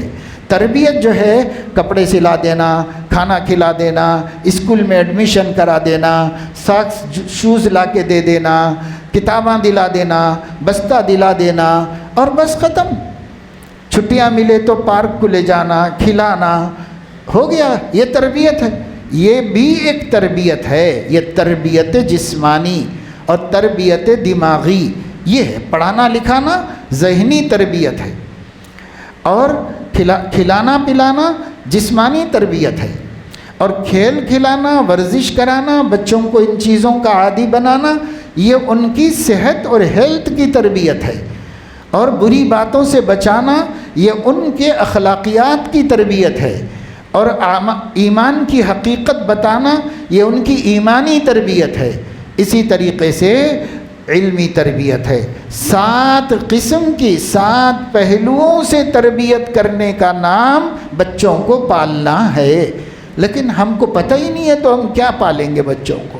ہم تو صرف ایسے ہو گئے ہمارے بچے کہ وہ پہلے بولتے تھے کہ آسمان پھینکا زمین اپڑی، ختم. یہ بچوں کو کوئی بابا ہے نا اماں ہے، کہیں آسمان سے گرے جیسا ہے، زمین پہ پل گئے ہیں، کوئی پالا ہی نہیں ہے ان کو. ایسا لگتا ہے آج ہمارے بچوں کو دیکھ کر. ارے ماں باپ کا سایہ کتنی بڑی نعمت ہے، ماں باپ کا ہونا کتنی بڑی سعادت ہے اپنے بچوں کے لیے. ہر شخص کا بچہ اماں بابا رہ کر بھی یتیموں یسیروں کی طرح پل رہا ہے. جب بابا بھی نہیں ہوں گے اماں بھی نہیں ہوں گے، بلکہ ایسا گلیوں میں دکھ رہے بچے. کوئی بچے، ارے وہ بچوں کو اماں بابا نہیں ہے، سو بچے پنکچڑاں جوڑ لیتے ہوئے، گوٹیاں کھیل لیتے ہوئے، گالیاں دے لیتے ہوئے، لڑ لیتے ہوئے، چڈیاں پہن کے میلے کچیلے گندے بچے پہلے زمانے میں لاوارث بچے ہوتے تھے ایسے. اب اس زمانے میں تو اچھے خاصے ماں باپ کے بچے بھی ایسے ہی لاوارث پٹوں کی طرح زندگی گزار رہے ہیں. اللہ بچائے، میں سخت بات بول رہا ہوں مگر مسلم بچوں کی کوئی سرپرست نہیں، مسلم بچوں کا کوئی صحیح تعلیم و تربیت کرنے والا نہیں. یوں ہمارے بچے گلیوں میں پل رہے. آپ لوگوں کے نہیں ہوں گے لیکن آپ اپنے اپنے محلوں میں دیکھو کتنے مسلم بچے ایسے ہیں، کتنے مسلم بچے ایسے ہیں جن کو پڑھانے والے بھی نہیں ہیں، فیساں بھی نہیں ہیں، بستی میں سرکاری اسکول بھی نہیں ہے فگٹ میں پڑھانے کے واسطے، کچھ بھی نہیں ہے. بس آوارہ گردی بچوں کا منصوبہ مقسوم بن گیا ہے، ان کا نصیبہ بن گیا ہے. ایسے میں ہماری ذمہ داری ہوتی ہے ہم اپنے بچوں کی بھی اچھی تربیت کا انتظام کریں. 1-2 اپنے رشتہ داروں کے، اور رشتہ داروں میں نہ ملے تو کسی بھی سماج کے یتیم بچوں کو لے کر ان کی بھی اپنے بچوں کے ساتھ تربیت کریں، کیونکہ اللہ اس سے بہت خوش ہوتا ہے. ایک صحابی نے آ کر حضور علیہ السلام سے عرض کیا کہ یا رسول اللہ میرا دل بہت سخت ہو گیا ہے، دل میرا بہت سخت ہو گیا ہے. تو حضور علیہ السلام نے فرمایا ایک کام کرو، اپنے گھر میں ایک یتیم کی کفالت کرو اور اپنے ہاتھ سے اس کو کپڑے وپڑے پہنایا کرو، اپنے ہاتھ سے کھانا کھلایا کرو اور اس کے سر پر محبت سے ہاتھ پھیرا کرو. تو انہوں نے کہا اچھی بات ہے. علاج پوچھے تھے، نبی نے علاج بتا دیا. وہ ایک یتیم کو لا لیے کہیں سے، اپنے گھر میں رکھ لیے، بڑے پیار سے بڑی محبت سے اس کی پرورش کر رہے تھے، کھلاتے تھے، پہناتے تھے، سر پہ ہاتھ پھیرتے تھے. صحابہ کہتے ہیں ہم لوگوں نے نوجوان صحابہ میں ان سے زیادہ رحم دل کسی کو نہیں دیکھا. تو یہ دل کی قساوت اور سختی جو آج ہمارے سینوں میں پتھر بن گئے ہیں، دل اس کو نرم کرنا ہے تو ایک یتیم کو حقارت کے ساتھ نہیں، محبت کے ساتھ پرورش کرو، شفقت کے ساتھ پرورش کرو، عزت کے ساتھ پرورش کرو. اس طرح پرورش کرو کہ اسے کچھ پتہ بھی نہ چلے. ایک گھرانہ ہے یہاں حیدرآباد میں، ایک بھائی عالم بھی ہے اور دوسرے بچے بہرحال اچھا ہی گھرانہ ہے، دین پسند لوگوں کا. ان لوگوں کے بہن کا بہنوئی کا انتقال ہو گیا تو بہن کا دوسرا نکاح کیا تو نکاح کر لینے والا بچے کو قبول نہیں کیا، تو بچے کو ننیال میں رکھ لیا گیا۔ اس طریقے سے اس کو پالا پوسا، پڑھایا لکھایا، قابل بنایا، حافظ بنایا، عالم بنایا، انجینئر بنایا۔ اب اس کی شادی وغیرہ کی تیاری ہو رہی ہے، تو اب جا کر کے اس بچے کے سامنے یہ بات رکھ دی کہ بھئی کسی مصلحت سے ہم آپ کی جو پرورش کرے ہیں، آپ کا دل نہیں دکھنا بول کے نہیں بولے، آپ ہمارے بیٹے نہیں ہیں، آپ کے والد کا انتقال ہو گیا، آپ ہماری بہن آپ کی ماں ہے، والد نہیں ہیں آپ کے، گزر گئے ہیں۔ تو تھوڑا رو لیا کرا، پھر اس کے بعد ان لوگوں کا شکر گزار رہا اور یہ بولا کہ بھائی اب میرے لیے تو آپ ہی لوگ سب کچھ ہیں، ابا تو نہیں ہے لیکن آپ ہی لوگ سب کچھ ہیں۔ تو دیکھو ایسے طریقے سے اگر یتیم کی پرورش کی جائے اور یتیم کو پالا جائے اور اس کی تعلیم و تربیت کی جائے تو ہمارے دلوں کی سختی ختم ہو جاتی ہے۔ قرآن کریم نے مسلمانوں سے پوچھا ہے یتیموں کے بارے میں کہ دیکھو کبھی ٹھنڈے دل سے اکیلے میں بیٹھ کر یہ سوچو کہ اگر میں چھوٹے چھوٹے بچوں کو چھوڑ کر مر جاؤں، قسمت سے موت اگر میری ایسے وقت آ جائے کہ بچے چھوٹے ہوں، تو تم یہ سوچو کہ اگر میں چھوٹے بچوں کو چھوڑ کر مر جاؤں تو میرے خاندان والوں سے میں کیا چاہوں گا، ان بچوں کے بارے میں کیا چاہوں گا۔ جو تم چاہو گے اس وقت دل میں جو آئے گا، اچھا رکھ لینا، یاد نہیں دلانا، تحقیر نہیں کرنا، جھڑکنا نہیں، میرے بچوں کو پیار سے پال لینا، اچھا پڑھانا، اچھا کھلانا، اچھا پہنانا، یہ سب آتا جائے گا تمہارے دماغ میں اگر تم سوچو گے کہ میں اگر چھوٹے بچے چھوڑ کے مر جاؤں تو میرے خاندان والے کیسا کرنا اس کے ساتھ سلوک، یہ سوچو۔ اللہ فرما رہے ہیں اس سوچ لینے کے بعد جو سلوک کی تم ان سے امید رکھنا چاہتے ہو، اگر تمہارا کوئی اور رشتہ دار مر جائے تو اس کے بچے کو لا کے ایسا ہی کرو تم، جیسا تم اپنے لیے چاہتے ہو کہ میرے بچوں سے ایسا سلوک کرے۔ دیکھو کیسے پیارے انداز میں اللہ نے سمجھایا۔ لیکن آج پہلے تو لے لیتے بھی نہیں یتیم بچوں کو، اور لیے تو گھر میں نوکر کے ویسا رکھتے، اس کو نوکر کے ویسا رکھتے یتیم بچوں کو۔ یہ حالت اس زمانے میں ہو گئی۔ ایسا مت کرو، اپنے بچوں کی تربیت اور یتیم بچوں کی تربیت، ہر گھر میں ایک یتیم کی پرورش ہوتے رہنا چاہیے، اور عزت کے ساتھ اور احترام کے ساتھ، جیسے ہمارے نبی کے چچا ابو طالب نے اپنے گھر میں یہ بول رکھا تھا جب تک بھتیجا کھانا نہیں کھائے گا گھر میں کوئی کھانا نہیں کھائے گا، پہلے میرا یتیم بھتیجا کھائے گا اس کے بعد سب کھائیں گے۔ یہ صحیح محبت ہے، یہ سچی محبت ہے۔ بہرحال اس کی طرف دھیان دیجئے، توجہ دیجئے اور کوشش کیجئے نسل نو کی تربیت کے لیے نبی پاک صلی اللہ علیہ وسلم کے زمانے میں صحابہ بچوں کی تربیت کیسے کرتے تھے، ان سب کو غور کیجئے۔ ایک ہے ایمانی تربیت، بچوں کا ایمان و یقین بنانا۔ کس چیز پر بنانا؟ اللہ کے ایک ہونے پر یقین بنانا، حضرت محمد صلی اللہ علیہ وسلم کے سچے پکے آخری رسول ہونے پر یقین بنانا، قرآن کریم کی آخری اور عظیم کتاب ہونے کی حقیقت پر بچوں کا یقین بنانا۔ ان باتوں کا یقین بناؤ۔ جب یہ یقین بنائیں گے، یہ ایمانی تربیت ہے۔ آخرت آنے والی ہے، مرنا ہے، اللہ کے سامنے کھڑے ہونا ہے، اپنی زندگی کے کیے دھرے کا حساب دینا ہے، اللہ کی ساری نعمتوں کا جواب دینا ہے ایک دن۔ پھر اللہ تعالیٰ یا جنت میں بھیجیں گے یا جہنم میں جانا ہوگا۔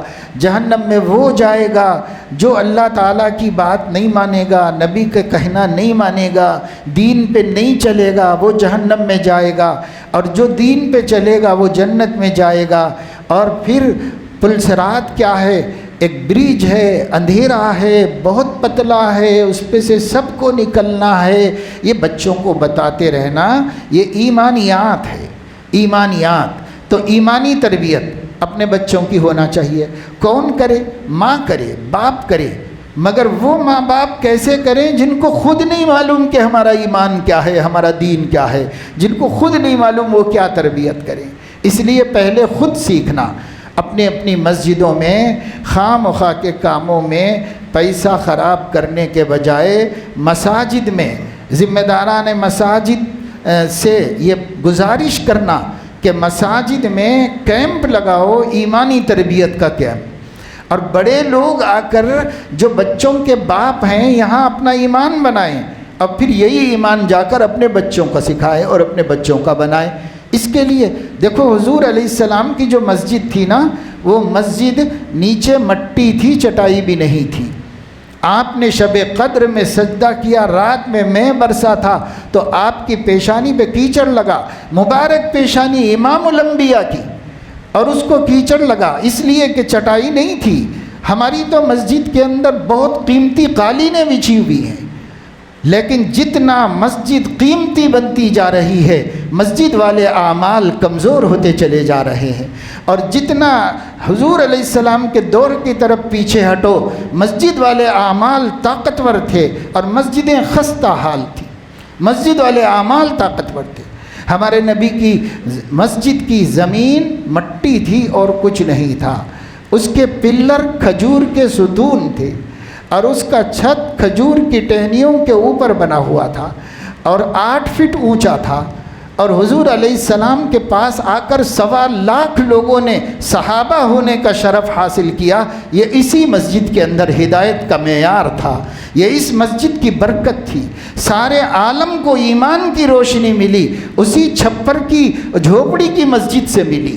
اور اس کے بعد آج جو مسجد بنی ہوئی ہے مدینہ منورہ کے اندر، یہ کروڑوں کی نہیں کھربوں کی مسجد بنی ہوئی ہے، جہاں سونا اتنا استعمال ہوا ہے کہ ہم اندازہ نہیں کر سکتے ایک ایک چیز کے اندر۔ اتنی قیمتی مسجد اور ہدایت کا کتنا کام ہو رہا ہے، آپ خود جنہوں نے دیکھا وہ اندازہ کرو۔ اتنی قیمتی مسجد اور ہدایت کا کام برائے نام ہے۔ چھوٹے چھوٹے حلقے لگتے ہیں، کچھ بچے آ کے قرآن حفظ کر لیتے ہیں، اور مغرب کے بعد کچھ علم کے حلقے لگتے ہیں، وہ بھی اللہ کا شکر ہے کہ لگتے ہیں، ورنہ دوسری مسجدوں میں تو وہ بھی نہیں ہے۔ حرم کی مسجد میں، مدینہ کی مسجد میں ہے، دوسری مسجدوں میں وہ بھی نہیں۔ تو آپ 10 کروڑ کی مسجد بنائیں، اور اگر اس مسجد میں محلے والوں کا ایمان بنانے کا کوئی انتظام نہیں ہے، ان کی جہالت دور کرنے کا کوئی انتظام نہیں ہے، اور اس مسجد میں ذکر کے حلقے نہ ہوں، اس مسجد میں تجوید کی تعلیم نہ ہو، اور اس مسجد میں اسلام اور ایمان کے شعبوں کو سکھایا سمجھایا نہ جائے، تو پھر یہ مسجد ہمارے لیے حجت ہو جائے گی قیامت کے دن۔ اس لیے اللہ کے نبی صلی اللہ علیہ وسلم نے جو قیامت کی نشانیاں بتائی ہیں، ان میں ایک نشانی یہ بھی بتائی کہ قیامت کے قریب مسجدیں تعمیر کے اعتبار سے بہت شاندار ہوں گی، لیکن ہدایت کے اعتبار سے ویران ہوں گی، ہدایت کے اعتبار سے ویران ہوں گی۔ اس لیے بھائی آج کی ضرورت یہ ہے کہ بڑوں کو پہلے ایمان کیا ہے بتاؤ، بڑوں کی ایمانی تربیت ہو مسجد میں، اور یہ بڑے جا کر اپنے گھر میں اپنے بچوں کی ایمانی تربیت کریں، اور وہاں پر بچوں کو روز مرہ میں دیکھیے جو چیزیں عقیدہ بنتی ہیں وہ چیزیں رٹانے سے نہیں بنتی، وہ چیزیں روز مرہ کی زندگی میں سمجھانے سے بنتی ہیں، زندگی میں سمجھانا پڑتا۔ دیکھو بیٹا یہ اللہ کی قدرت ہے۔ ایک آدمی بیٹھ کے بہت برس پہلے کی بات ہے، لکھنؤ شہر کی، اور یہ فرضی بات نہیں ہے، مفکر اسلام حضرت مولانا ابو الحسن علی ندوی رحمۃ اللہ علیہ نے سنائی یہ بات۔ ان کے دوست نے ان سے کہا، ان کے جاننے والے نے، کہ ہم اپنے بچے کے ساتھ ناشتہ کر رہے تھے، تو ناشتے پہ کوئی بات چلی، اس میں ہماری بیوی کسی پریشانی کا، کسی مشکل کا ذکر کر رہی تھی کہ بھئی یہ بہت بڑی پریشانی ایسی آ گئی ہے، ایسی آ گئی ہے، شوہر سے بول لے رہی تھی۔ تو شوہر نے بیوی سے کہا کہ ٹھیک ہے بھائی، اللہ بہت بڑے ہیں، انشاءاللہ سب مصیبتیں دور ہوں گی۔ تو بچہ بھی کھانا کھا رہا تھا، بچے نے پھٹ سے کہا کہ نہیں ڈیڈی، اللہ سب سے بڑے نہیں ہیں، اللہ ایک نہیں ہے، اللہ 3 ہے۔ کرسچن مشنری میں پڑھتا تھا، انہوں نے اللہ کو ایک کہا، بیٹے نے فوراً رد کر دیا، وہ کہا نہیں اللہ تین ہے ایک نہیں۔ کیوں؟ بھائی ماحول میں اس کو یہ بات بتا دی گئی تھی، ماحول سے یہ بات سکھا دی گئی تھی، سلیبس میں کہیں بھی نہیں تھا لیکن ماحول سے سکھا دیا گیا تھا اس کو، بچے کے ذہن میں بیٹھ گیا۔ ابھی چھوٹی چھوٹی بچیاں جو اب اسکولوں کے اندر پوجا تک کر رہی ہیں، مہاراشٹر کے بیشتر اسکولوں کے اندر، تقریباً اسکولوں کے اندر ہر آنے والے بچے کو سرسوتی وندنا کرنا ہوتا ہے۔ کیوں؟ وہ یہ بولتے ہیں کہ یہ علم کی دیوی ہے، اس کو نہیں پوجیں گے تو علم کیسے آئے گا، علم حاصل کرنا ہے تو اس کو پوجنا پڑے گا، اس کی وندنا کرنا پڑے گا، یہ کہتے ہیں۔ اور یہ کہہ کے سب سے کرا رہے ہیں، مسلمانوں کے بچوں سے بھی کرا رہے ہیں، اور کر رہے ہیں بچے۔ ماں باپ بول رہے ہیں اب پڑھ لے رہے نا بھائی، پڑھ لیں دو بول کے بول رہے ہیں، بس کچھ بھی کر کے پڑھنے دو، ایمان دے کے بھی پڑھنے دو، تیار ہیں ماں باپ اس کے واسطے، کوئی ان کو اس کی پرواہ نہیں ہے۔ ایسے دور میں جب ایمان کے لالے پڑے ہوئے ہیں تو گمراہوں سے بچنے کی بات تو اس کے بعد آ رہی ہے۔ اس وجہ سے میرے دوستو اپنے ایمان پر محنت کرو، بچوں کے ایمان پر محنت کرو، خود سیکھو، دوسروں کو سکھاؤ، اب اولاد کو سکھاؤ، کم سے کم اپنی بیوی کو جا کے سکھاؤ، پھر بچوں کو دونوں مل کے سکھاؤ، اس طریقے سے بناؤ۔ یقین صحابہ نے ایسے ہی بنایا تھا اور بعد کے لوگوں نے ایسے ہی بنایا تھا، ہر دور کے لوگوں نے۔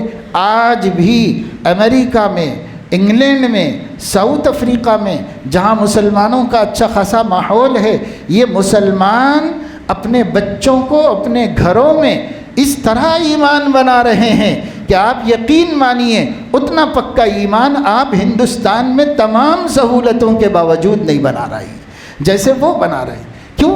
ان کو ڈر ہے کہ کہیں یہاں بچہ کرسچن نہ ہو جائے، کہیں ہمارا بچہ یہودی نہ بن جائے، ہمارا بچہ کسی یہودن سے شادی نہ کر لے، ہمارا بچہ کسی دوسرے مذہب میں نہ چلا جائے۔ وہاں ڈر ہے، اس ڈر کی وجہ سے اپنے بچوں کو گھروں میں ایمان سکھا رہے ہیں، نبی کے بارے میں بتا رہے ہیں، اللہ کے بارے میں بتا رہے ہیں۔ یہاں ہمارا بچہ اسکول میں پڑھ کے آ کے بول رہا ہے کہ اللہ بہت طاقتور نہیں ہے، ہنومان بہت طاقتور ہے۔ یہ مسلمانوں کے بچے کو زبان پہ آ رہا ہے، کیا ہوتا ہے؟ اس لیے دوستو اللہ کے واسطے، اور مجھے ابھی پیش امام صاحب مائک درست کرنے آئے تو پتہ چلا کہ مستورات بھی ہیں۔ مجھے پہلے پتہ چلتا تو میں مستورات کے حساب سے بات کرتا تھا، اس لیے کہ گھر میں اصل وہی لوگ ہیں، انہوں صحیح ہو گئے تو یہ بچے سب صحیح ہو جائیں گے۔ اس لیے ہماری بہنوں، ہماری بیٹیوں کے لیے مستقل ایمان کے کیمپ لگنے چاہیے، وہاں ایمانیات پر گفتگو ہونی چاہیے۔ خود ان کا ایمان صحیح نہیں تو سوئے ہوئے کو سویا ہوا کیسے جگا سکتا ہے؟ خود کو نہیں معلوم تو دوسروں کو کیا دے سکتے ہیں ہم؟ اس لیے بھائی یہ بڑا اہم مسئلہ ہے۔ آپ مجلس تحفظ ختم نبوت کے شکر گزار ہوں کہ وہ آپ کو لے کر بیٹھتے ہیں اور جگہ جگہ نوجوانوں کو جوڑتے ہیں، اور جوڑ کر ہمارے بچوں کو کم از کم اماں بابا نہیں بتائے تو ہم عالم ہونے کی حیثیت سے بتائیں۔ اس کے لیے جمع کر کے سب خطروں سے آگاہ کر رہے ہیں، اور یہ آخری بات تھی کہ تربیت کیسے کی جائے، تو اس طرح تربیت کرو۔ اس تربیت کرنے کا نتیجہ کیا ہوگا کہ حضرت علیہ السلام کی محبت بچوں کے دلوں میں بیٹھے گی، اور آخرت کی حقیقت دلوں میں بیٹھے گی، ایمان کی عظمت بیٹھے گی، قرآن کی قدر آئے گی، اور حضرت محمد صلی اللہ علیہ وسلم کا عشق اور ان کی محبت آئے گی۔ اور جو سینہ عشق نبی سے بھرپور ہو وہ سینہ کبھی گمراہی کے دلدل میں پھنس نہیں سکتا۔ لیکن وہ عشق ایسا ہونا چاہیے جیسے صحابہ کرام کا تھا، کیونکہ اتھارٹی صحابہ کرام ہیں، ویلو صحابہ کرام ہیں، ماڈل صحابہ کرام ہیں، اس لیے صحابہ جیسا عشق مصطفیٰ ہمارے بچوں کے اندر آنا چاہیے اور ہمیں پیدا کرنا چاہیے۔ یہ اگر کر لیں گے تو انشاءاللہ تعالی کامیابی ملے گی اولاد کی تربیت کے سلسلے میں۔ حق تعالی شانہ اپنے فضل و کرم سے ہمیں توفیق نصیب فرمائے۔ اور آخری بات اس حوالے سے آپ سے یہ کہنی ہے کہ آپ اپنے اپنے محلوں میں، اپنی اپنی بستیوں میں اتنے دینی مکتب قائم ہونے کو یقینی بنا دیجئے کہ ایک بچہ بھی ایسا نہ ہو جو مکتب نہ جاتا ہو، اس کو یقینی بنا دیجئے۔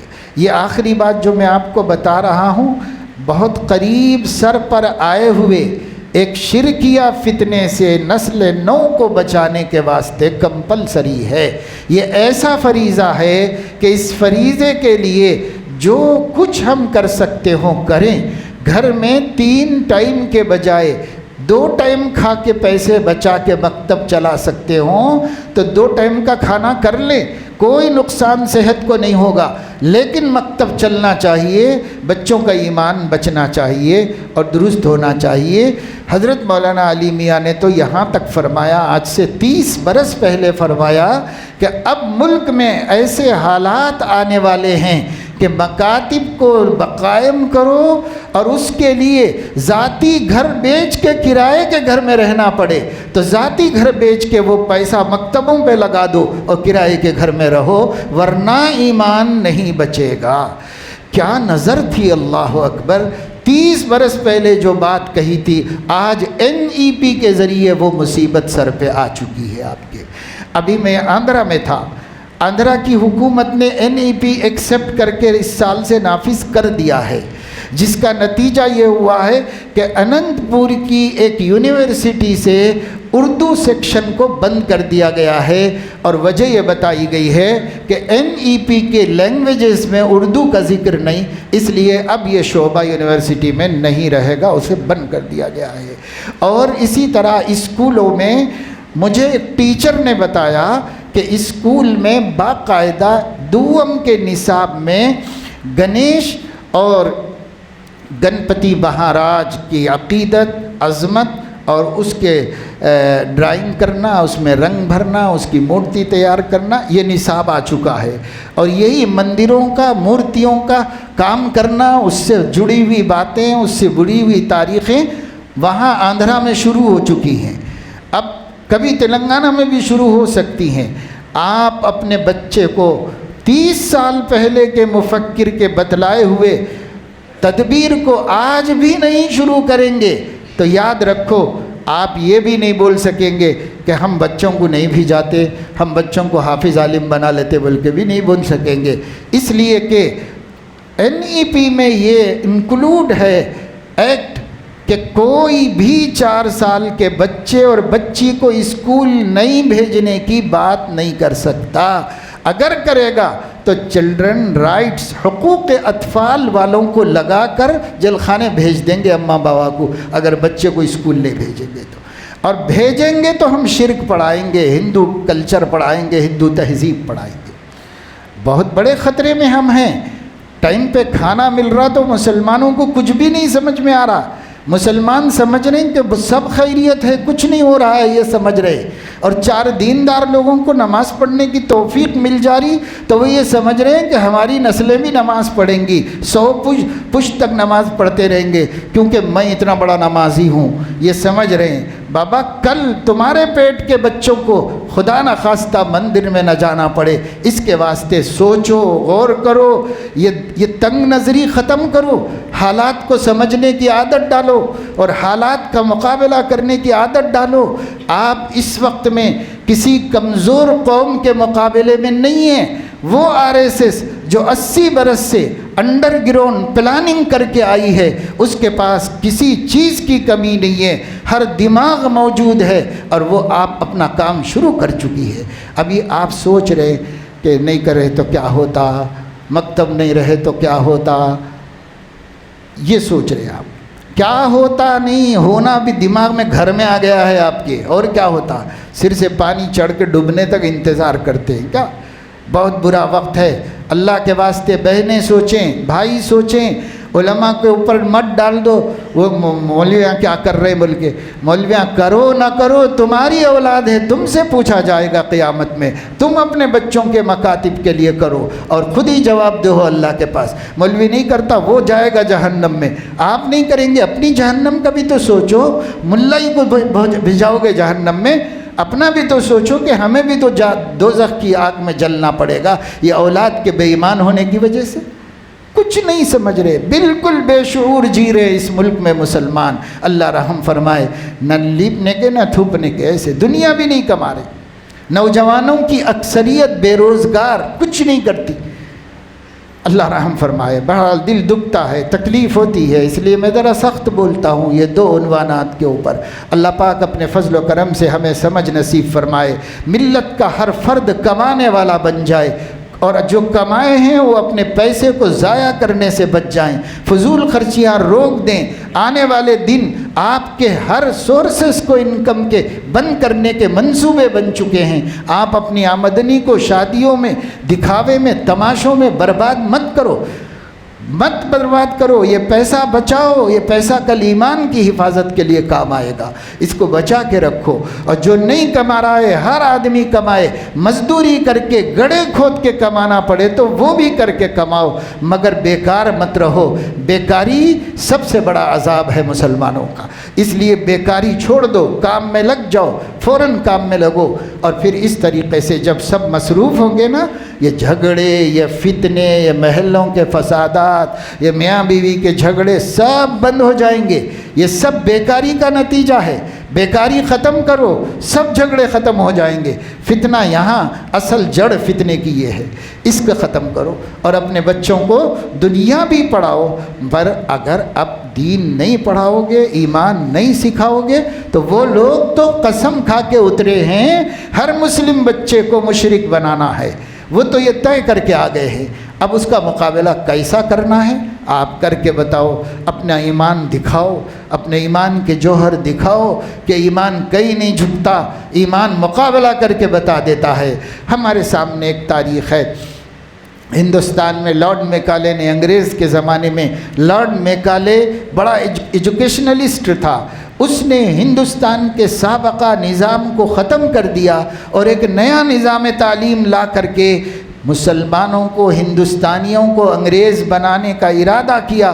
تو حجت الاسلام حضرت مولانا قاسم نانوتوی رحمہ اللہ نے اس کے مقابلے میں ایک تحریک شروع کی، اور اس تحریک نے پورے ہندوستان کو، عیسائیوں کو ناکوں چنے چبوا دیے اور انہیں ہار کے اس ملک سے بھاگ جانا پڑا۔ آج بھی تاریخ انگلینڈ میں مورخ کہتا ہے آج بھی کہ ہندوستان کے عالموں نے ایسا زبردست بند لگایا کہ ہم وہاں مشنری میں ہار گئے۔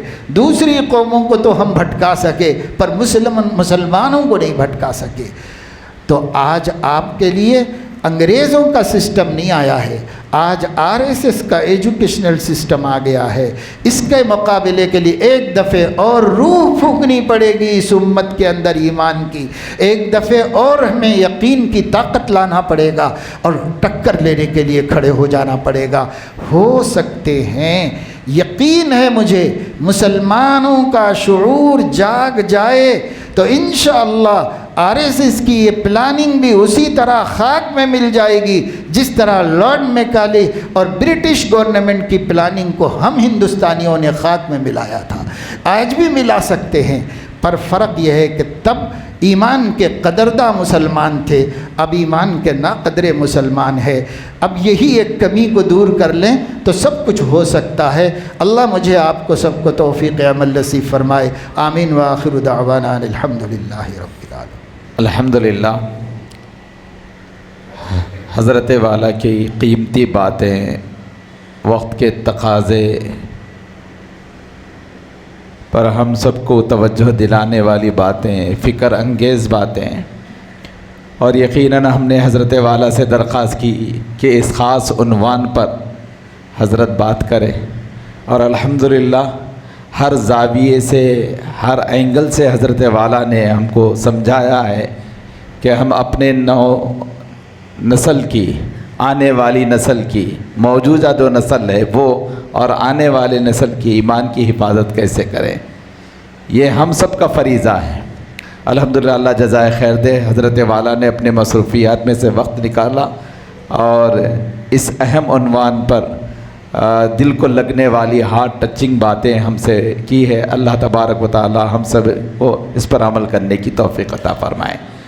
دوسری گزارش یہ ہے کہ الحمدللہ کل مغرب سے لے کے اب تک مجلس تحفظ ختم نبوت کا یہ ایک روزہ جو پروگرام جن عناوین پر ہوا ہے، الحمدللہ ایک حد تک موٹی موٹی باتیں، فنڈامنٹل باتیں ہمارے سامنے آئی ہے، اور یہ جتنے گمراہ فرقے ہیں، باطل فرقے ہیں، ایمان لیوا فرقے ہیں جو زمینی سطح پر اور سوشل میڈیا کے ذریعے سے ہمارے گھر گھر میں داخل ہو گئے ہیں، تو اس کی اہمیت کا تو ہر کوئی اندازہ کر چکا ہوگا۔ اب ہم کو کرنا کیا ہے؟ یہ ایک پروگرام کا تقاضا کیا ہے اس علاقے کے لیے؟ دیکھیے، یہ علاقہ بہت کام کرنے کا علاقہ ہے، اور پہلی مرتبہ مجلس تحفظ ختم نبوت کے ذمہ داروں نے اس طرز کا پروگرام یہاں پر رکھا ہے، اور ہم نے بہت ضرورت محسوس کی ہے کہ بوئن پلی، حشمت پیٹ، فیروز گوڑا، اس کے لگ کر جو مسلم آبادی والے علاقے ہیں، تو وہاں پر ایک منظم طریقے سے اور آرگنائزڈ طور پر ہم کو کام کرنا ہے۔ یہ ہر ایک کی ضرورت ہے، ہر گھر کی ضرورت ہے، کیونکہ ایمان ہے تو سب کچھ باقی ہے۔ ہم مساجد کے ذریعے سے دین کی خدمت کرنے والے، مدارس کے ذریعے سے دین کی خدمت کرنے والے، اور مالدار لوگ اپنے پیسوں سے مدد کرنے والے، سب کا مقصد اپنے آپ کی ایمان کی حفاظت کرنا ہے اور اپنے نسل کی ایمان کی حفاظت کرنا ہے۔ اس کے لیے حضرت والا نے جن چیزوں کی طرف توجہ دلائی ہے وہ تو ٹاپ پرائرٹی ہے۔ مکاتب کا قیام ہو، اپنی اسکولوں کا قیام ہو، یہ بہت ضروری ہے، بہت ضروری ہو چکا ہے۔ پہلے ایسے نہیں تھا، بلکہ اب کے زمانے میں بہت زیادہ ہو چکا ہے۔ تو اس کے ساتھ ساتھ مجلس تحفظ ختم نبوت کے جو کام ہیں، ہمارے اکابرین نے جو ترتیب ہمیں بتائی ہے، اور جن علاقوں میں اس ترتیب پر کام ہو رہا ہے، تو وہاں پر الحمدللہ کچھ اچھے مثبت نتائج، رزلٹ آؤٹ ہونے لگے ہیں۔ تو ہمارے اپنے علاقے میں بھی انشاءاللہ اسی نہج پر ہمیں کام کرنے کی ضرورت ہے۔ تو سب سے پہلے دیکھیے، اپنے علاقے کے جتنے مساجد ہیں، ان مساجد میں ریگولرلی، کبھی کبھار نہیں، ریگولرلی ہم کو کیا کرنا چاہیے؟ درس عقائد یعنی عقیدہ ختم نبوت کے عناوین پر ہر ہفتہ یا 15 دن میں ایک مرتبہ ایک ٹاپک پہ بات کراتے رہنا، اور اپنے حلقے کے سارے لوگوں میں، خواتین میں، نوجوانوں میں یہ شعور پیدا کرتے رہنا ہے۔ دیکھیے، یہ غلط فہمی کو دور کر لیجئے۔ یہ جو درس عقائد ہے عقیدہ ختم نبوت کے، کل سے لے کر اب تک آپ لوگ سنے ہیں، 11 ٹاپکیں ہوئی ہیں، ہے نا؟ لیکن آپ نے کوئی اختلاف کی بات سنی ہے؟ ہمارے جو آپسی اختلافات، جزئی چھوٹے چھوٹے اختلافات ہیں، وہ کوئی بڑے اختلافات نہیں ہیں، ہے نا؟ فاتحہ والوں کا، تبلیغ والوں کا، آپس میں جو بھی ہے، لیکن اس کی تو کوئی بات نہیں ہوئی نا بھائی، الحمدللہ۔ تو بعض لوگ یہ سمجھتے ہیں کہ مجلس تحفظ ختم نبوت کے پروگرام کے بارے میں یہ عقائد پہ بات کرتے ہیں، اور عقائد سے وہ مراد لیتے ہیں کہ ہم آپس میں وہ بات کرتے ہیں۔ تو یقین مانیے، ہمارے اکابرین نے یہ ترتیب نہیں رکھی ہے۔ یہ ملت کے سب جمیع مکاتب فکر کا کام ہے۔ بریلی مکتب فکر کا کام ہے، دیوبندی مکتب فکر کا کام ہے، جماعت اسلامی کا، اہل حدیث کا، اور تبلیغی جماعت، سارے لوگوں کے ملنے کا کام ہے، اور سب کے نزدیک یہ ترجیح ہے، ٹاپ پرائرٹی ہے۔ اس لیے یہ جو غلط فہمی بعض علاقوں میں پائی جا رہی ہے، بعض مساجد میں بھی پائی جا رہی ہے، تو آپ لوگ کیا کیجئے، اس کی حفاظت کرنے والے بنے۔ آپ لوگ ایسے لوگوں کی غلط فہمی کو دور کیجئے اور بولیے بھائی ہم پورے پروگرامات اٹینڈ کرے ہیں، کوئی اختلاف کی بات الحمدللہ مجلس تحفظ ختم نبوت کے مربی نے بیان نہیں کی ہے۔ البتہ وہی فتنوں کے بارے میں بول رہے ہیں جو متفقہ ہے، اتھینٹک ہے، جن کو تمام مکاتب فکر نے باطل فرقہ قرار دیا ہے، ڈکلیئر کر دیا ہے، انہی فرقوں کے بارے میں بات ہوئی ہے الحمدللہ۔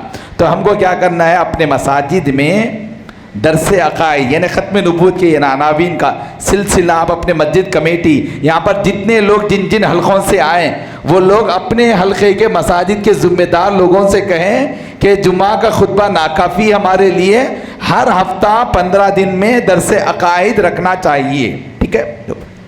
دوسری چیز، مردوں کے ساتھ ساتھ خواتین کے لیے بھی بہت زیادہ ضرورت ہے درس عقائد یعنی عقیدہ ختم نبوت کے عناوین پہ بات کرنے کی، کیونکہ تیزی کے ساتھ خواتین متاثر ہو رہے ہیں ان فتنوں سے، مرد حضرات اتنے کم ہیں، بہت زیادہ خواتین متاثر ہوتے چلے جا رہے ہیں، اور خواتین کا متاثر ہونا بہت بڑا نقصان پہنچائے گا ہمارے نسل نو کے لیے، آنے والے جنریشن کے لیے۔ ہمارے اپنے خواتین کی ایمان کی مضبوطی ہوگی، ایمان کی حفاظت ہوگی، تو ہماری نسل کی ایمان کی بھی حفاظت ہوگی۔ اس لیے پہلے کے مقابل میں خواتین میں ہمارے جو اصلاحی بیانات ہوتے ہیں، تبلیغی بیانات ہوتے ہیں، ہے نا، تو اس کے ساتھ ساتھ ہر تبلیغ سے وابستہ لوگ، ہر تبلیغ سے یہاں پر بیٹھے جتنے تبلیغ سے وابستہ لوگ ہیں ان سے میری درخواست ہے آپ پہلے کی جو لکیر پہ چل رہے ہیں اللہ کے واسطے اس پر باقی رکھتے ہوئے اپنے اپنے پروگرام میں اپنے اپنے اجتماعات پہ خاص طور پر عقیدہ ختم نبوت کے عناوین پر بات کرنے لگائیے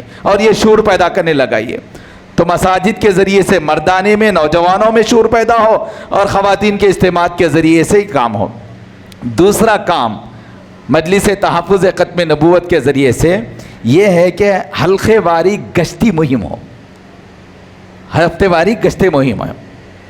یہ یقین مانیے بہت ایفیکٹو کام ہے, بہت ایفیکٹو کام ہے. اگر ہم صرف بیانات اجتماعات ارینج کرنے میں لگ جائیں گے اور زمینی محنت نہیں کریں گے, فیلڈ ورک نہیں کریں گے, گھر گھر جا کر لوگوں کو نہیں سمجھائیں گے, باور نہیں کرائیں گے, یقین مانو یہ اتنا سکسیس ہونے والا نہیں ہوتا. دو قسم کی تیاری ہم کو کرنا ہے, مساجد کے اور اجتماعات کی محنت بھی جاری رکھنا ہے اور اس کے ساتھ ساتھ کیا کرنا ہے, یہ مسجد ہے مسجد نور الانوار, اس کے اطراف میں جتنے مسلم آبادی ہے تو ہم کو کیا کرنا چاہیے, مہینے میں ایک مرتبہ یا 15 دن میں ایک مرتبہ گشتی مہم کر کر پورے گھر والوں سے ملنا چاہیے اور جتنے کرایہ دار ہیں ان سے ملنا چاہیے اور مین فتنوں کے بارے میں ان کو باشعور بنانا چاہیے. تو گشتی مہم یہ مجلس تحفظ ختم نبوت کے لیے ریڑھ کی ہڈی کا کام ہے اور وہ گشتی مہم کے ذریعے سے متاثرین مل رہے ہیں, افیکٹڈ پرسن مل رہے ہیں. اس سے پہلے ہمارے کو بھی اتنا زیادہ تجربہ نہیں تھا, لیکن جب سے گشتی مہم کا سلسلہ شروع ہوا تمام حلقوں میں تو اس کے ذریعے سے کیا ہے معلوم ہو رہا, جب ان کو بتایا جا رہا گوہر شاہی کے فتنے کے بارے میں, غامدیت کے بارے میں, مرزا انجینئر کے بارے میں, فیاضی فتنے کے بارے میں, تو وہ لوگ بول رہے ہیں کہ بھائی ہاں میرا دوست بھی اس سے متاثر ہے, میرے خاندان کے فلاں لوگ اس سے متاثر ہے, میرے والد صاحب متاثر ہے, میرا بیٹا متاثر ہے, ایسی چیزیں آ رہی تو ان کی اصلاح کرنا آسان ہو رہا ہے اور ان سے جا کے ان کو سمجھانا آسان ہو رہا ہے. تو یاد رکھے بھائی پریکٹیکل کا یہ جو کام ہے کہ اپنے اپنے حلقے میں پابندی کے ساتھ گشتی مہم کرنا ہے ایک, اور گشتی مہم میں علاقے کے ذمہ دار لوگ, مسجد کے ذمہ دار لوگ اس کو اپنا کام بنا لیں. یاد رکھیں مسجد کے ذمہ دار لوگ جو آگے بڑھ کر حضرت نے توجہ دلائی کہ مساجد کے ذمہ دار لوگوں کی ذمہ داری بڑھ جاتی ہے, تو اس کام کو بھی مسجد والے اپنے ذمے لے لیں اور علاقے والے اپنے ذمے لے لیں کہ ہمارے علاقے میں اپنے حلقے کی گشتی مہم ہونا چاہیے. تو گشتی مہم کا اہتمام کریں گے تو انشاءاللہ بہت بڑا فائدہ ہوگا. اور اس کے ساتھ ساتھ آپ لوگوں سے سبھی سے درخواست ہے کہ آپ یہ تفہیم ختم نبوت کا جو ایک روزہ پروگرام ہے جہاں کہیں بھی ایسا ہو رہا ہے جیسا آج اس حلقے میں ہوا ہے اور جتنی تعداد مستفید ہونا چاہیے تھا الحمدللہ ہوئی ہے کل سے لے کے اب تک, لیکن ہمارا ایکسپیکٹیشن اور زیادہ تھا. ہمارے یہاں کے ذمہ دار لوگوں نے جتنی بھی محنت کی ہے جن جن لوگوں تک پہنچے ہیں اس سے زیادہ ہونا چاہیے تھا, لیکن اس ذہن کو سامنے رکھیں کہ اس کے بعد قریب کی کسی علاقے میں بھی اگر ختم نبوت کا کوئی پروگرام ہو رہا ہے تو آپ لوگ کیا کرنا چاہیے, اپنے بچوں کو اپنے بھائیوں کو اس کی طرف راغب کرنا چاہیے اور آپ خود بھی کیا کرنا چاہیے, سن لینا چاہیے. ایک مرتبہ سننا کافی نہیں ہے بھائی, آج جیسا سنے نا تو یہ سمجھ لینا کہ بھائی اب میں اویئر ہو چکا ہوں, معلومات ہو چکے ہیں, ایسا نہیں ہے. ایمان کا مسئلہ ہے بار بار سنتے رہنا ہے, بار بار سنتے رہنا ہے, تجدید کرتے رہنا ہے.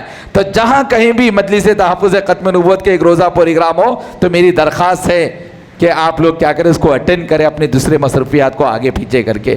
یہ چند ہدایتیں تھیں اور میں امید کرتا ہوں کہ آپ لوگ اس پر عمل کریں گے. اور آخری بات یہ ہے کہ میں ہمارے اس حلقے بال نگر کے مولانا مسرور رشادی صاحب اور اس مسجد کے انتظامیہ غوث صاحب صدر مسجد اور اسی طریقے سے حلقے سنت نگر کے مولانا شاہد صاحب قاسمی, مفتی عالم صاحب قاسمی, حافظ سعد صاحب, جتنے علماء اکرام نے یہ پروگرام کے لیے محنت کی ہے, میں مجلس تحفظ ختم نبوت کی طرف سے اور اپنے اکابرین کی طرف سے ان کا شکریہ ادا کرتا ہوں اور تمام علماء اکرام سے درخواست کرتا ہوں کہ آپ لوگ ختم نبوت کے کام کو اپنے اپنے علاقے میں نافذ کرنے, امپلیمنٹ کرنے میں آپ لوگ بہت زیادہ تعاون فرمائیں. یاد رکھیں ہمارا تھوڑا سا وقت ملت اسلامیہ کے لیے بہت مفید ثابت ہوگا. اس کے بعد میں مشہور صاحب سے کہتا ہوں کلمات تشکر. بسم اللہ الرحمن الرحیم. الحمدللہ ہم اللہ کا لاکھ لاکھ شکر ادا کرتے ہیں کہ اللہ رب العزت نے ہمارا یہ 26 گھنٹے کا قریب پروگرام تکمیل کو پہنچا. بحسن خوبی تکمیل کو پہنچا. ہم اس پہ اللہ رب العزت کا شکر ادا کرتے ہیں، اور ساتھ ہی ساتھ مجلس تحفظ ختم نبوت تلنگانہ و آندھرا پردیش کے جو ذمہ داران یہاں پر تشریف لائے اور انہوں نے اس طرف توجہ کی، ہم اس پر بھی حضرات علماء کرام کا شکریہ ادا کرتے ہیں. خصوصاً حضرت مولانا عبدالقوی صاحب دامت برکاتہم کا انتہائی ممنون و مشکور ہوں. باوجود آپ اپنے مصروفیات میں سے ہمارے اس علاقے کے لیے آپ نے وقت عنایت فرمایا، میں انتہائی ممنون و مشکور ہوں. امید کرتا ہوں کہ انشاءاللہ آئندہ بھی حضرت والا ہمارے اس علاقے میں تشریف لائیں گے اور ہمیں اپنے قیمتی کلمات سے مستفید فرماتے رہیں گے.